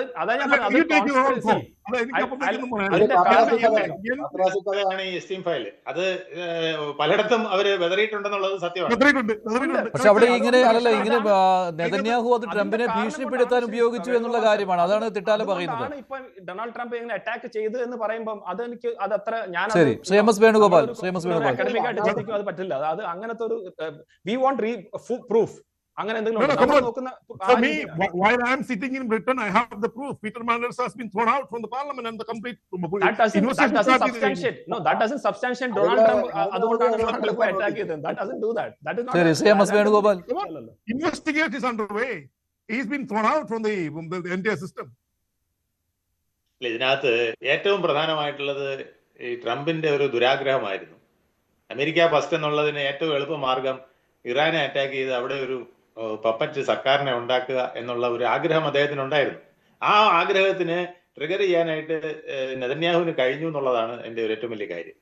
ഞാൻ വിചാരിച്ചാൽ ഇപ്പം ആ ടോപ്പ് ലീഡർഷിപ്പിനെ 40 മിലിറ്ററി ഓഫീസേഴ്സിനെ തട്ടും. അതോട് കൂടി നമ്മളൊരു ഒരാഴ്ചത്തെ ഒരു ഉഗ്രൻ വ്യോമ അറ്റാക്ക് നടത്തി കഴിഞ്ഞാൽ പിന്നെ ഇറാൻ ബാക്കി പൊടി കാണുകയില്ല എന്നാണ് പറഞ്ഞിരുന്നത്. പക്ഷെ അത് പൊളിഞ്ഞു പോയതാണ് ട്രംപിനെ ആകെ വ്യാകുലപ്പെടുത്തിയത്. പിന്നെ അവിടുത്തെ ഹോം ലാൻഡിലെ പ്രശ്നങ്ങൾ, ഇത് ഈ വാറിനോട് ആഭിമുഖ്യം പുലർത്താത്ത ഒരു സമീപനം അവിടുന്ന് ഉണ്ടായി, ഇത് നീണ്ടുപോയപ്പോൾ എന്നുള്ളത് അദ്ദേഹത്തിനെ വളരെയധികം വിഷമിപ്പിക്കുന്നുണ്ട്. ഈ 2 പ്രശ്നങ്ങളിലാണ് ട്രംപ് പെട്ടുപോയത്. ഈ ട്രംപിനെ പിന്നെ ഇങ്ങനെ പെടുത്താൻ കഴിയുമെന്നുള്ളത് കണ്ടുകൊണ്ടാണ് ഇറാനും ഈ കളി കളിക്കുന്നത്. ഇറാന് പൂർണ്ണമായും ബോധ്യമായി നവംബറിന് മുമ്പേ ഒരു നല്ല പിള്ളയായിട്ട് അവിടെ ട്രംപിനെ അവതരിക്കണം. ആ അവതരിക്കണമെങ്കിൽ ഞങ്ങൾ ഇച്ചിരി തരികിട കാണിച്ചാൽ അത് ഞങ്ങൾക്ക് വിജയിക്കുമെന്ന് അവർക്ക് മനസ്സിലായി. അതാ ഞാൻ പറഞ്ഞ ബുദ്ധി കൊണ്ടുള്ള കളിയാണെന്ന്. ഈ കളിയിൽ അവരെല്ലാവരും വീട്ടിലാക്കി. കാരണം ലോകത്തിന്റെ മുഴുവൻ സ്വപ്നങ്ങളെ വെച്ച് പന്താടിയാണ് ഇറാൻ കളിച്ചത്. അമേരിക്കയുടെ സ്വപ്നങ്ങൾ മാത്രമല്ല, G7 രാഷ്ട്രങ്ങളുടെ സ്വപ്നങ്ങൾ, ഏഷ്യയിലെ രാഷ്ട്രങ്ങളുടെ സ്വപ്നങ്ങൾ, യൂറോപ്പിലെ രാഷ്ട്രങ്ങളുടെ സ്വപ്നങ്ങൾ, അതെല്ലാം അവർ പന്താടിക്കൊണ്ട് യുദ്ധം ശക്തി കൊണ്ടല്ല ബുദ്ധി കൊണ്ടാണ് നയിക്കേണ്ടതെന്ന് ഇറാൻ മനസ്സിലാക്കി കൊടുത്തു. ഇത് വലിയൊരു പിന്നെ ഒരു വെളിപാടാണ് ലോകത്തിന്. ഇങ്ങനെ ഒരു അറ്റാക്ക് ഇറാൻ നടത്തുമെന്ന് ആരും പ്രതീക്ഷിച്ചില്ല. അത് അവരുടെ ഒരു ഒന്നാമത്തെ കാര്യം, അവർക്ക് ഒരു ഏകാധിപത്യ ഭരണം ഉള്ളതുകൊണ്ടാണ്. അവിടെ ഒരു ഡെമോക്രസി ആണെങ്കിൽ നടക്കില്ല. കാരണം പ്രതിപക്ഷം ഇതിനെയൊന്നും യോജിക്കില്ല, അതെല്ലാം തകർന്നു പോകും. അവിടേക്കും പ്രതിപക്ഷം അധികാരത്തിൽ. ഇപ്പൊ ഇന്ത്യയിലാണെങ്കിൽ നമുക്കറിയാലോ, പാകിസ്ഥാൻ ഇവിടെ കൊണ്ടുവന്ന ഒരു ബോംബ് ഇട്ടിരുന്നെങ്കിൽ എന്തായിരിക്കും ഒരു അവസ്ഥ? അപ്പൊ തന്നെ തുടങ്ങൂല്ലേ നരേന്ദ്രമോദി രാജിവെക്കണം എന്ന് പറഞ്ഞുകൊണ്ട്. ഓപ്പറേഷൻ സിന്ദൂർ നടക്കുന്നതിനിടയ്ക്ക് ഒരു ബോംബ് ഇവിടെ വീണെങ്കിൽ എന്തായിരിക്കും അവസ്ഥ? ഉടൻ തന്നെ ഇത് തെറ്റായിപ്പോയി, വലിയ കുഴപ്പമായിപ്പോയി, ഉടൻ തന്നെ നരേന്ദ്രമോദി രാജിവെക്കണം എന്ന് പറയില്ലേ? ഇതുപോലത്തെ അവസ്ഥ ഇറാനിലും വന്നേനെ. പക്ഷെ ഇറാനിൽ ഏകാധിപത്യമാണ്. അവർ വിചാരിക്കുന്നിടത്ത് കാര്യങ്ങൾ അവർക്ക് നിർത്താൻ കഴിഞ്ഞു. ഇപ്പൊ അവർ കുറെ കൂടെ സേഫ് ആയിട്ട് നിൽക്കുകയാണ്. അവരുടെ ഈ മുംബൈ അറ്റാക്ക് ഉണ്ടായപ്പോഴത്തേക്കും നേരത്തെ പ്രധാനമന്ത്രി രാജിവെക്കണം പറഞ്ഞായിരുന്നു. അല്ലെ, അത് ഞാൻ ആ പൊളിറ്റിക്സ് അല്ല പറയുന്നത്. അല്ല, നമ്മുടെ ഡെമോക്രസി ആണെങ്കിലത്തെ കഥ ഞാൻ പറഞ്ഞത്. ഇറാനിൽ ഡെമോക്രസി ആണെങ്കിൽ എന്താണ് സംഭവിക്കുക? തീർച്ചയായിട്ടും അവിടുത്തെ പ്രതിപക്ഷം ഉടൻ ചാടി വീഴും. ഇത് ആവശ്യമില്ലാത്ത സമരമായിരുന്നു, ഞങ്ങള് ട്രംപിന്റെ കൂടെ നിൽക്കുന്നു, നെതന്യാഹുവിന്റെ കൂടെ നിൽക്കുന്നു എന്നൊക്കെ പറഞ്ഞ് കുറെ കളി അവരും കളിക്കും. അധികാരത്തിന് വേണ്ടി അവസാനം ചളമായി പോകും. ഇറാന്റെ ഈ ഒരു ബുദ്ധിയൊന്നും നടക്കില്ല. അപ്പൊ ഈ ബുദ്ധി നടന്നത് എന്തുകൊണ്ടാണ്? ഈ ബുദ്ധി നടന്നത് അകത്ത് അവർക്ക് ശക്തിയുണ്ട്. അകത്ത് ഞങ്ങൾ ഒറ്റക്കെട്ടായി നിന്നു. ആ ഒറ്റക്കെട്ടായി നിന്നതിനെ ഒരു രാഷ്ട്രത്തിനും ചോദ്യം ചെയ്യാൻ പറ്റിയില്ല എന്നുള്ളതാണ്. അത് ഹോർമൂസ് കടലെടുക്കുന്നുള്ള ഒരു ഉഗ്രൻ കിണർ അവർക്ക് കിട്ടി. അതിനകത്ത് അവർ എല്ലാരെയും കൊണ്ടുവന്ന് മുക്കി. ലോക രാഷ്ട്രങ്ങളെ മുഴുവൻ ആ കിണറ്റിൽ കൊണ്ടുവന്ന് മുക്കി. അതാണ് അവരുടെ ഏറ്റവും വലിയ വിജയമായത്. ആ വിജയത്തിൽ നിന്ന് ഇനി കരകയറുക വലിയ പാടാണ്. ഇതിലിപ്പോ നോക്കിയോ, ഒക്ടോബറിൽ നെതന്യാഹുവിന് മുട്ടുകുത്തേണ്ടി വരും എന്നാണ് എനിക്ക് തോന്നുന്നത്. ഇതേ അവസ്ഥയായിരിക്കും ട്രംപിന് വരാൻ പോകുന്നത്. ട്രംപ് ഈ യുദ്ധം അവസാനിപ്പിച്ചാലും ട്രംപിന് വലിയ നേട്ടമൊന്നും അവിടെയും ഉണ്ടാകാൻ പോകുന്നില്ല. ട്രംപിന്റെയും കഥ വരുന്നില്ല ആകാൻ പോകുന്നതെന്നാണ് എനിക്ക് തോന്നുന്നത്. ഇങ്ങനെ പോയാൽ ട്രംപിനും വലിയ ബുദ്ധിമുട്ടാണ്. ശരി, ശ്രീ കേണൽ എസ് ഡി, ഈ സമാധാന കരാറിലേക്ക് വരുവാൻ മധ്യസ്ഥരായി നിന്നവരുടെ കാര്യം കൂടി ചർച്ച ചെയ്യേണ്ടി വരുമല്ലോ. ഒടുവിൽ ഇപ്പോൾ ഖത്തറും ഇതിൽ സജീവമായിട്ട് പങ്കാളിയായിക്കൊണ്ടിരിക്കുകയാണ്. അവിടെ നേരത്തെ ഒരു ചർച്ചയുണ്ടായിരുന്നു, ഇന്ത്യക്ക് ഇതിൽ കൃത്യമായിട്ട് റോൾ എടുക്കാൻ പറ്റുമെന്ന്. പക്ഷേ ഇന്ത്യ ഇതിൽ സമാധാന കരാറിലേക്ക് പോകുന്ന ഒരു ചർച്ചയിലും ഇന്ത്യയുടെ റോൾ വന്നില്ലല്ലോ. നോക്കൂ ശ്രീ മഞ്ജുഷ്, അത് വളരെ വ്യക്തമായിട്ടുള്ള നമ്മളെ ഒരു ഫോറിൻ പോളിസി ഡിസിഷനാണ്. അതായത് ഇപ്പോഴത്തെ ഒന്നുമല്ല, പണ്ട് തൊട്ടെയാണ് നമ്മൾ ഒരിക്കലും മറ്റുള്ളവരുടെ കാര്യത്തിൽ പോയി ചോദിക്കാതെ അല്ലെങ്കിൽ അവരുടെ ആ താല്പര്യപ്രകാരം നമ്മൾ പോയി നമ്മൾ ഒരു മീഡിയേഷനിൽ നമ്മൾ പോകാറില്ല. കാരണം നമ്മുടെ തന്നെ സ്റ്റേറ്റഡ് പോളിസിയാണ് നോ തേർഡ് പാർട്ടി മീഡിയേഷൻ. നമ്മുടെ ഇഷ്യൂസിൽ ഇപ്പൊ ഇന്ത്യയും പാകിസ്ഥാനും തമ്മിലുള്ള ശരി, ഇന്ത്യയും ചൈനയിലുള്ള ഇഷ്യൂ ആയാലും നമ്മൾ ഒരിക്കലും തേർഡ് പാർട്ടി മീഡിയേഷൻ നമ്മൾ ആഗ്രഹിക്കുന്നില്ല. ഒന്നത്. രണ്ടാമതായിട്ടുള്ള കാരണം, നമ്മൾ പോയി മീഡിയേറ്റ് ചെയ്താൽ ഇപ്പൊ ഇറാനുമായിട്ട് നമുക്ക് നല്ല ബന്ധമുണ്ട്, US-ഉമായിട്ട് നമുക്ക് നല്ല ബന്ധമുണ്ട്, ഇസ്രയേലുമായിട്ട് നമുക്ക് നല്ല, അപ്പൊ തീർച്ചയായിട്ടും അതുകൊണ്ട് തന്നെ ഒരു ആളുകളുടെ ഇടയ്ക്ക് ഇന്ത്യ ഇടപെടണം എന്നുള്ള ഒരു ഹോപ്പ് ഉണ്ടായിരുന്നു. അതല്ലെങ്കിൽ ഒരു എന്താ പറഞ്ഞ ഒരു പോസിറ്റീവായിട്ട് ചെയ്യണം എന്നുള്ള ഒരു ആഗ്രഹം ഉണ്ടായിരുന്നു. പക്ഷെ അതിന്റെ നമ്മൾ അത് ചെയ്തിരുന്നെങ്കിൽ, ഫോർ എക്സാമ്പിൾ ഇപ്പം ഈ ഡൊണാൾഡ് ട്രംപ് എന്നുള്ള വ്യക്തിക്ക് അദ്ദേഹം രാവിലെ പറയുന്ന കാര്യമല്ല അദ്ദേഹം ഉച്ചയ്ക്ക് പറയുന്നത്, ഉച്ചയ്ക്ക് പറയുന്നല്ല അദ്ദേഹം രാത്രി പറയുന്നത്. അപ്പൊ നമ്മൾ ചെന്ന് നല്ല സത്യസന്ധമായിട്ട് ചെന്ന് പറഞ്ഞാൽ ഇറാനെ പോലുള്ള ഒരു സുഹൃത്ത് രാജ്യം പോലും നമ്മളെ പിന്നെ ശത്രുവായിട്ടായിരിക്കും കാണുന്നത്. പക്ഷേ തുടക്ക സമയത്തെ ഉണ്ടായിരുന്നുള്ളൂ അത് ഇറാനെ തീർത്ത് കളയുക എന്നുള്ള ലക്ഷ്യം തുടക്ക സമയത്തെ ഉണ്ടായിരുന്നുള്ളൂ. ഒരു 60 ദിവസമൊക്കെ ആയി കഴിഞ്ഞപ്പോൾ കാര്യങ്ങൾ കീഴ്മേൽ മറിഞ്ഞു. പിന്നെ എങ്ങനെയെങ്കിലും ഇത് അവസാനിപ്പിച്ചാൽ മതി എന്നായിരുന്നു ട്രംപിന്. ഇടയ്ക്ക് പ്രസ്താവനകൾ വരുമായിരുന്നു. അത് കഴിഞ്ഞ ആഴ്ചയും പ്രസ്താവന വന്നതാണ്, ഇറാനെ തീർത്ത് കളയും, ഇന്ന് രാത്രി എല്ലാം അവസാനിപ്പിക്കുമെന്നൊക്കെ. പക്ഷെ അത് പിന്നീട് ആരും മുഖവിലേക്ക് എടുത്തില്ല. അതെ, അത് ആ സമയത്ത് ഇടപെടൽ ഉണ്ടാകാമായിരുന്നു. ഇല്ല, ഇടപെടലിന്റെ കാര്യമല്ല ശ്രീ മഞ്ജുഷ്, നമ്മൾ ഇപ്പോഴും പറഞ്ഞില്ലേ, ഇപ്പൊ നമുക്ക് ഞാൻ അതാ പറഞ്ഞത്, ഫെബ്രുവരി 28 ഒമാനിന്റെ കൺട്രിയിൽ ഇരുന്ന് ചർച്ച ചെയ്തുകൊണ്ടിരിക്കുകയാണ്. അവിടുത്തെ US-ന്റെ റെപ്രസെന്റേറ്റീവ് ഉണ്ട്, ഇറാന്റെ റെപ്രസെന്റേറ്റീവ് ഉണ്ട്. അത് ചർച്ച ചെയ്തുകൊണ്ടിരുന്ന സമയത്താണ് US അറ്റാക്ക് ചെയ്തേക്കുന്നത്. അപ്പൊ നമ്മൾ ആലോചിക്കും, നമ്മൾ പോയി ചർച്ച ചെയ്തുകൊണ്ടിരിക്കുന്ന സമയത്ത് വീണ്ടും US അറ്റാക്ക് ചെയ്യത്തില്ല എന്ന് എന്തെങ്കിലും ഗ്യാരണ്ടി ഉണ്ടോ? നമുക്കുണ്ടോ? അപ്പൊ നമ്മളെ ഫേസ് എന്തായി? അപ്പം ആ രീതിയിലേക്ക് നമ്മൾ അത് പോയി ചെയ്യേണ്ട കാര്യമില്ല എന്നുള്ളൊരു ഡിസിഷനാണ് എടുത്തേക്കുന്നത്. പിന്നെ ഒന്നാമത് രാഷ്ട്രങ്ങൾ മുഴുവൻ നമുക്ക് ശത്രുവാകും. ഇറാന്റെ കൂടെ നമ്മൾ നിന്ന് മധ്യസ്ഥതയ്ക്ക് പോയി കഴിഞ്ഞാൽ GCC രാഷ്ട്രങ്ങൾ മുഴുവൻ എതിരാകും. എക്സാക്ട്ലി, അതെ, അത് ഒരു പോയിന്റ് ആണ്. അതായത് ഫോർ എക്സാമ്പിൾ ഇപ്പം ഈ ഇറാൻ ചെയ്ത, ഞാൻ ആ പോയിന്റ് അതാന്ന് നേരത്തെ പറയാൻ വന്നതാണ്. അതായത് ഇപ്പൊ GCC രാജ്യങ്ങളിൽ ഈ ഒരു ഇതിന്റെ ഫോളോ ഔട്ട് അവരെല്ലാം ഇറാന്റെ അഗേൻസ്റ്റ് ആയി. കാരണം ഈ എല്ലാ കൺട്രീസിനും അവർ അറ്റാക്ക് ചെയ്തു. ഇപ്പൊ ഖത്തറിന്റെ ഒരു മീഡിയേഷന്റെ കാര്യം പറഞ്ഞു. ഖത്തർ എങ്ങനെയാണ് മീഡിയേറ്റ് ചെയ്തത്? ഖത്തർ പറഞ്ഞു ഞങ്ങളെ അറ്റാക്ക് ചെയ്യരുത്. അതായത് ഇറാന്റെ അടുത്ത് പറഞ്ഞു അവർ, അതായത് ഇന്ന് ഞാൻ വായിച്ച ഒരു റിപ്പോർട്ടാണ്, അതായത് ഞങ്ങൾ അത്രയും കുറച്ച് എന്താ പറഞ്ഞ ഓയിൽ ആയിട്ടുള്ള ഒരു ഡീൽ അവർ ഇറാനുമായിട്ട് എഗ്രി ചെയ്തു. അതായത് ഇറാനിന്റെ ഓയിൽ ഫെസിലിറ്റീസിനെ ബാധിക്കാത്ത രീതിയിലേക്കുള്ള കാര്യങ്ങൾ ഇറാനും ഖത്തറും തമ്മിലുള്ള ഒരു ഡീൽ വന്നു. അതുകൊണ്ടാണ് പിന്നീട് നമ്മൾ നോക്കും ഖത്തറിലേക്ക് അറ്റാക്ക് വന്നിട്ടില്ല ഇറാന്റെ. പക്ഷെ കുവൈത്തിൽ വന്നു, ബഹ്റൈനിൽ വന്നു, ബാക്കിയുള്ള കൺട്രീസിലൊക്കെ വരുന്നുണ്ട്. അപ്പൊ ഇതുപോലെ നമുക്ക് മനസ്സിലാക്കാന്ന് വെച്ചാൽ നമ്മൾ ഏതെങ്കിലും ഒരു പക്ഷെ പോയിരുന്നെങ്കിൽ, ഇപ്പൊ പാകിസ്ഥാന്റെ റോൾ എന്തായിരുന്നു? പാകിസ്ഥാന്റെ റോൾ ഒരു മെസ്സഞ്ചറിന്റെ റോൾ മാത്രമേ ഉള്ളായിരുന്നു. അല്ലാതെ നമ്മൾ വിചാരിക്കുന്നുണ്ടോ പാകിസ്ഥാന് എന്തെങ്കിലും അത്രമാത്രം സ്വാധീനമുണ്ടെങ്കിൽ ഡൊണാൾഡ് ട്രംപ് പറഞ്ഞാൽ കേൾക്കും, അല്ലെങ്കിൽ ഇറാൻ പറഞ്ഞ അതൊരു മെസ്സഞ്ചറിന്റെ റോൾ മാത്രമേ ഉള്ളൂ. അതായത് ഞങ്ങൾ ഇറാന്റെ അടുത്ത് പറയേണ്ട കാര്യം അത് എന്തോ ഒരു ഒന്നാന്തരം പോസ്റ്റ്മാൻ, അതൊരു ഗ്ലോറിഫൈഡ് പോസ്റ്റ്മാന്റെ റോളാണ് പാകിസ്ഥാൻ ചെയ്തത്. പക്ഷെ നമ്മൾ അതിനെ കൊച്ചാക്കി കാണുന്നില്ല. ഒരു ഇന്ത്യ നമ്മൾ നിലയെന്ന് വെച്ചാൽ വി വോണ്ട് പീസ്. അതിനിപ്പം പാകിസ്ഥാൻ ഇടപെട്ടാലും നമുക്ക് അങ്ങനത്തെ ഒരു ഈഗോ പ്രോബ്ലം ഒന്നും ഇല്ല. ഖത്തർ ഇടപെട്ടാലും വി വോണ്ട് പീസ്. ആ പീസ് വന്നതിനകത്ത് ഇതുവരെ വന്നതിൽ അത് നമുക്ക് സന്തോഷമേ ഉള്ളൂ. അത് അതിനകത്ത് എത്രമാത്രം അത് നിലനിൽക്കുമെന്ന് നമ്മൾ ആദ്യം പറഞ്ഞ പോയിന്റിൽ, കാരണം ഡൊണാൾഡ് ട്രംപ് ആണ് ചിലപ്പോൾ നാളെ രാവിലെ എണീച്ച് പറയും ഇന്ത്യയുടെ ഇടപെടലാണ്. ഇന്ത്യക്ക് ഈ ഘട്ടത്തിൽ ഈ 108 ദിവസവും ഇത് മാത്രമേ ചെയ്യാൻ കഴിയുമായിരുന്നുള്ളൂ. കാരണം ഇറാനുമായിട്ടും ഇസ്രായേലുമായിട്ടും അമേരിക്കയുമായിട്ടും നല്ല ബന്ധം പുലർത്തുന്ന രാജ്യമാണ് ഇന്ത്യ. പാകിസ്ഥാൻ ഇപ്പൊ അങ്ങനെയല്ലേ? പാകിസ്ഥാൻ അങ്ങനെയല്ലേ? നമ്മുടെ ഹിസ്റ്റോറിക്കൽ സ്റ്റാൻഡ് പോയിന്റ് എങ്ങനെയാന്നൊക്കെ പറഞ്ഞ ലോജിക്ക് എനിക്ക് മനസ്സിലാകുന്നില്ല. പിന്നെ വേണുഗോപാൽ പറയുന്നത് നമ്മൾ മീഡിയേഷന് പോയി കഴിഞ്ഞാൽ GCC രാജ്യങ്ങളുമായിട്ട് മുഴുവൻ നമ്മൾ എലിനേറ്റ് ആവുന്ന പറഞ്ഞത്. നമ്മൾ മീഡിയേറ്റ് ചെയ്യാൻ പോകുന്നത് അവരെ തല്ലാൻ പോവല്ല, ഇവരെ വിളിച്ചിരുന്ന് നമ്മൾ വിഷയം സെറ്റിൽ ചെയ്യുന്ന ലീഡർഷിപ്പാണ്. ആ ലീഡർഷിപ്പാണ് കാണേണ്ടത്. അപ്പൊ നമ്മൾ മറ്റാരുടെ രാജ്യങ്ങളുടെ പ്രശ്നത്തിൽ ഇടപെടുന്നില്ല. ഞാനും അപ്പനും സുഭദ്രയും ഞങ്ങൾ മാത്രമേ ഉള്ളൂ എന്ന് പറഞ്ഞ് വീട്ടിലിരിക്കുന്ന ഒരു നയമല്ല ഇന്ത്യയുടെ നയം. അതായത് നമ്മൾ 1947 തൊട്ടിങ്ങി എടുത്താൽ, പിന്നെ ഇടയ്ക്ക് മാറ്റം ഉണ്ടായിട്ടുണ്ടോ എന്ന് എനിക്കറിയത്തില്ല. പിന്നെ രണ്ട്, നമ്മളെ വിഷയത്തിലും ആരും ഇടപെടുന്നില്ല. ട്രംപ് ക്ലെയിം ചെയ്യുകയാണ് ഞാൻ പറഞ്ഞിട്ടാണ് യുദ്ധം നിർത്തിയത് ഇന്ത്യ പാകിസ്ഥാൻ. അങ്ങനെ പറയുമ്പോൾ ഇത് ട്രംപ് പറയുന്നതല്ല, ഞാൻ പുള്ളിയുടെ അവിടുന്ന് കേട്ടതല്ല, ട്രംപ് പറഞ്ഞ് ലൈവ് കേട്ടതാണ്. അപ്പോ നമ്മളുടെ കാര്യങ്ങളിൽ നമ്മളൊരു വസ്തുത അക്സെപ്റ്റ് ചെയ്തേ പറ്റുള്ളൂ. അതായത് ഇന്ത്യക്കുണ്ടായിരുന്ന ഒരു ഡൊമിനൻസ് ഉണ്ടായിരുന്നു. സ്ട്രാറ്റജിക്കലി ഹിസ്റ്റോറിക്കലി ഇന്ത്യയും ഇസ്രായേലും ഇറാനുമായി ഉള്ള രാഷ്ട്രീയമായ ബന്ധങ്ങൾ വെച്ചുകൊണ്ടും കൾച്ചറൽ ആയിട്ടുള്ള ബന്ധങ്ങൾ വെച്ചുകൊണ്ടും ഈ വിഷയം നമ്മൾ ഒരാളുടെ കൂടെ കൂടുകയല്ല. കോംപ്രമൈസ് ചെയ്യാൻ പോകുമ്പോൾ ഒരാളുടെ കൂടെ കൂടിയല്ല ചെയ്യുന്നത്. നമ്മളൊരു കേസ് മീഡിയേറ്റ് ചെയ്യാൻ പോകുമ്പോൾ ഒരാളുടെ കൂടെ കൂടി ഇരുന്നാണ് ചർച്ച ചെയ്യുന്നത്. അല്ല, ഈ വിഷയം സെറ്റിൽ ചെയ്യാൻ ഇന്ത്യക്ക് കൃത്യമായ സ്ട്രാറ്റജിക് ആയിട്ടുള്ള ഒരു സ്റ്റാൻഡ് എടുക്കാമായിരുന്നു. അതെടുത്തില്ല. പാകിസ്ഥാൻ അത് പോയി എടുത്തു. പാകിസ്ഥാനിന്റെ റിപ്പോർട്ട് ചെയ്ത് ആരോടൊക്കെ പാകിസ്ഥാൻ അത് ടർക്കിയെ അറിയിക്കുന്നു, ടർക്കിയുമായിട്ട് ജോയിൻ ചെയ്യുന്നു. പക്ഷെ അതൊരു മെസ്സഞ്ചറുടെ റോൾ എന്നുള്ളതാണ്, ഒരു പോസ്റ്റ്മാന്റെ റോൾ എന്ന രീതിയിലാണ് പോസ്റ്റ്മാന്റെ റോൾ. എക്സാക്ട്ലി. മീഡിയേഷൻ എന്ന് പറയുന്നത്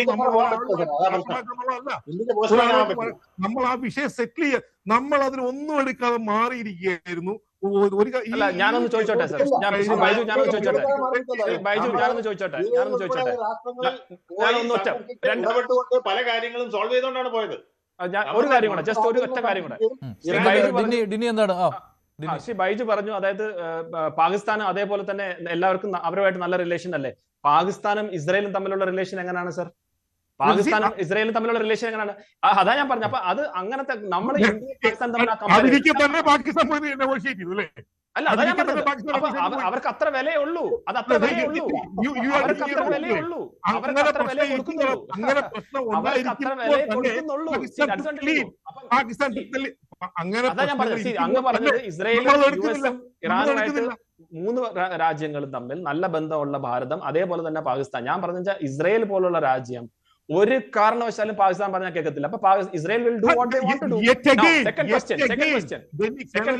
Second question. ഞാൻ ചോദിക്കുന്നത്, അതിരിക്കെ പോലും Pakistan took the lead to negotiate. അല്ല, പാകിസ്ഥാൻ മറിച്ച് നമ്മൾ ഇന്ത്യക്കാർ, നമുക്ക് ഇറാനുമായിട്ട് സ്ട്രാറ്റജിക് ആയിട്ടുള്ള ബന്ധങ്ങളുണ്ട്, ചരിത്രപരമായ ബന്ധങ്ങളുണ്ട്, ഇസ്രായേലുമായിട്ടുണ്ട്, അമേരിക്കയുമായിട്ടുണ്ട്. നമുക്ക് 3 പേരുമായി കൃത്യമായ നയതന്ത്ര ബന്ധമുണ്ടായിരുന്നു. നമുക്കത് യൂസ് ചെയ്തുകൊണ്ട് നമുക്ക് വി കുഡ് ഹാവ് നെഗോഷിയേറ്റ്. നമുക്കിപ്പോ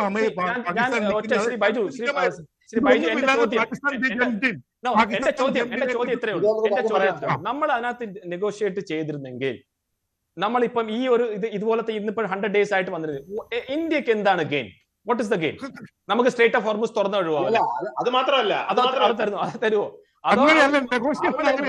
ചെയ്യുന്ന സമയത്താണ് കുവൈത്തിലും നമ്മൾ അവർക്കും കൂടെ ഉത്തരം പറയണ്ടേ? കുവൈത്തിലും ഒക്കെ അറ്റാക്ക് നടക്കുമ്പോൾ അവർ നമ്മുടെ ചോദിക്കുന്നില്ല, നിങ്ങൾ മീഡിയേറ്റ് എന്നിട്ട് ഇറാൻ ഞങ്ങളെ അറ്റാക്ക് ചെയ്യുന്ന പറയത്തില്ലേ? ഇസ്രായേലിന്റെ അടുത്ത് നമുക്ക് പറയാൻ പറ്റുമോ? ലെബനിൽ അതൊരു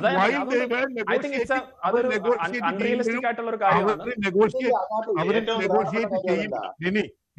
അവര് നെഗോഷിയേറ്റ് ചെയ്യുമ്പോഴും ഈ പ്രശ്നങ്ങളൊക്കെ ഉണ്ടായിരുന്നു. അത് നമ്മൾ നെഗോഷിയേറ്റ് ചെയ്യുമ്പോഴും നമ്മൾ പാകിസ്ഥാനെ മാറ്റി നിർത്താനല്ല നമ്മൾക്കും അവരോടൊപ്പം അവരുടെ കഴിഞ്ഞും ഡിസൈസീവായ ഒരു റോൾ ഇതിൽ വഹിക്കാമായിരുന്നു.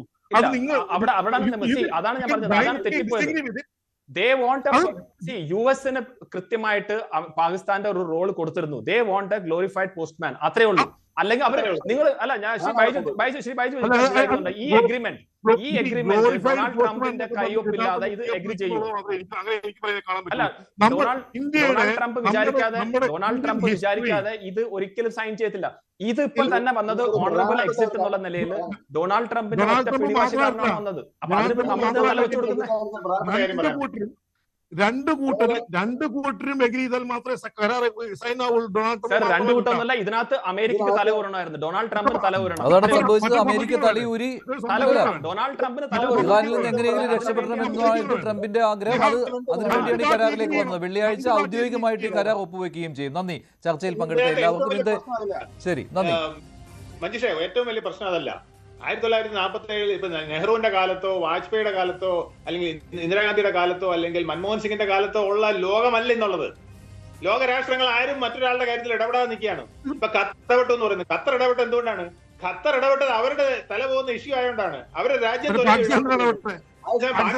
പാകിസ്ഥാന് യുഎസിന്റെ പൈസ വേണം. പാകിസ്ഥാന് യുഎസിന്റെ പൈസ വേണം. ശരി, ഞാൻ ചർച്ച അവസാനിപ്പിക്കുകയാണ്. നന്ദി ചർച്ചയിൽ പങ്കെടുത്ത എല്ലാവർക്കും. ഇന്ന് ചോദ്യം ഇതായിരുന്നു: അമേരിക്ക ഇറാൻ സമാധാന കരാർ ഇസ്രായേലിന് തിരിച്ചടിയോ? തിരിച്ചടിയാണെന്ന് 77% പ്രേക്ഷകർ, അല്ല എന്ന് 20%. വേണ്ടിപ്പറ്റി അവസാനിക്കുന്നു. നന്ദി, നമസ്കാരം.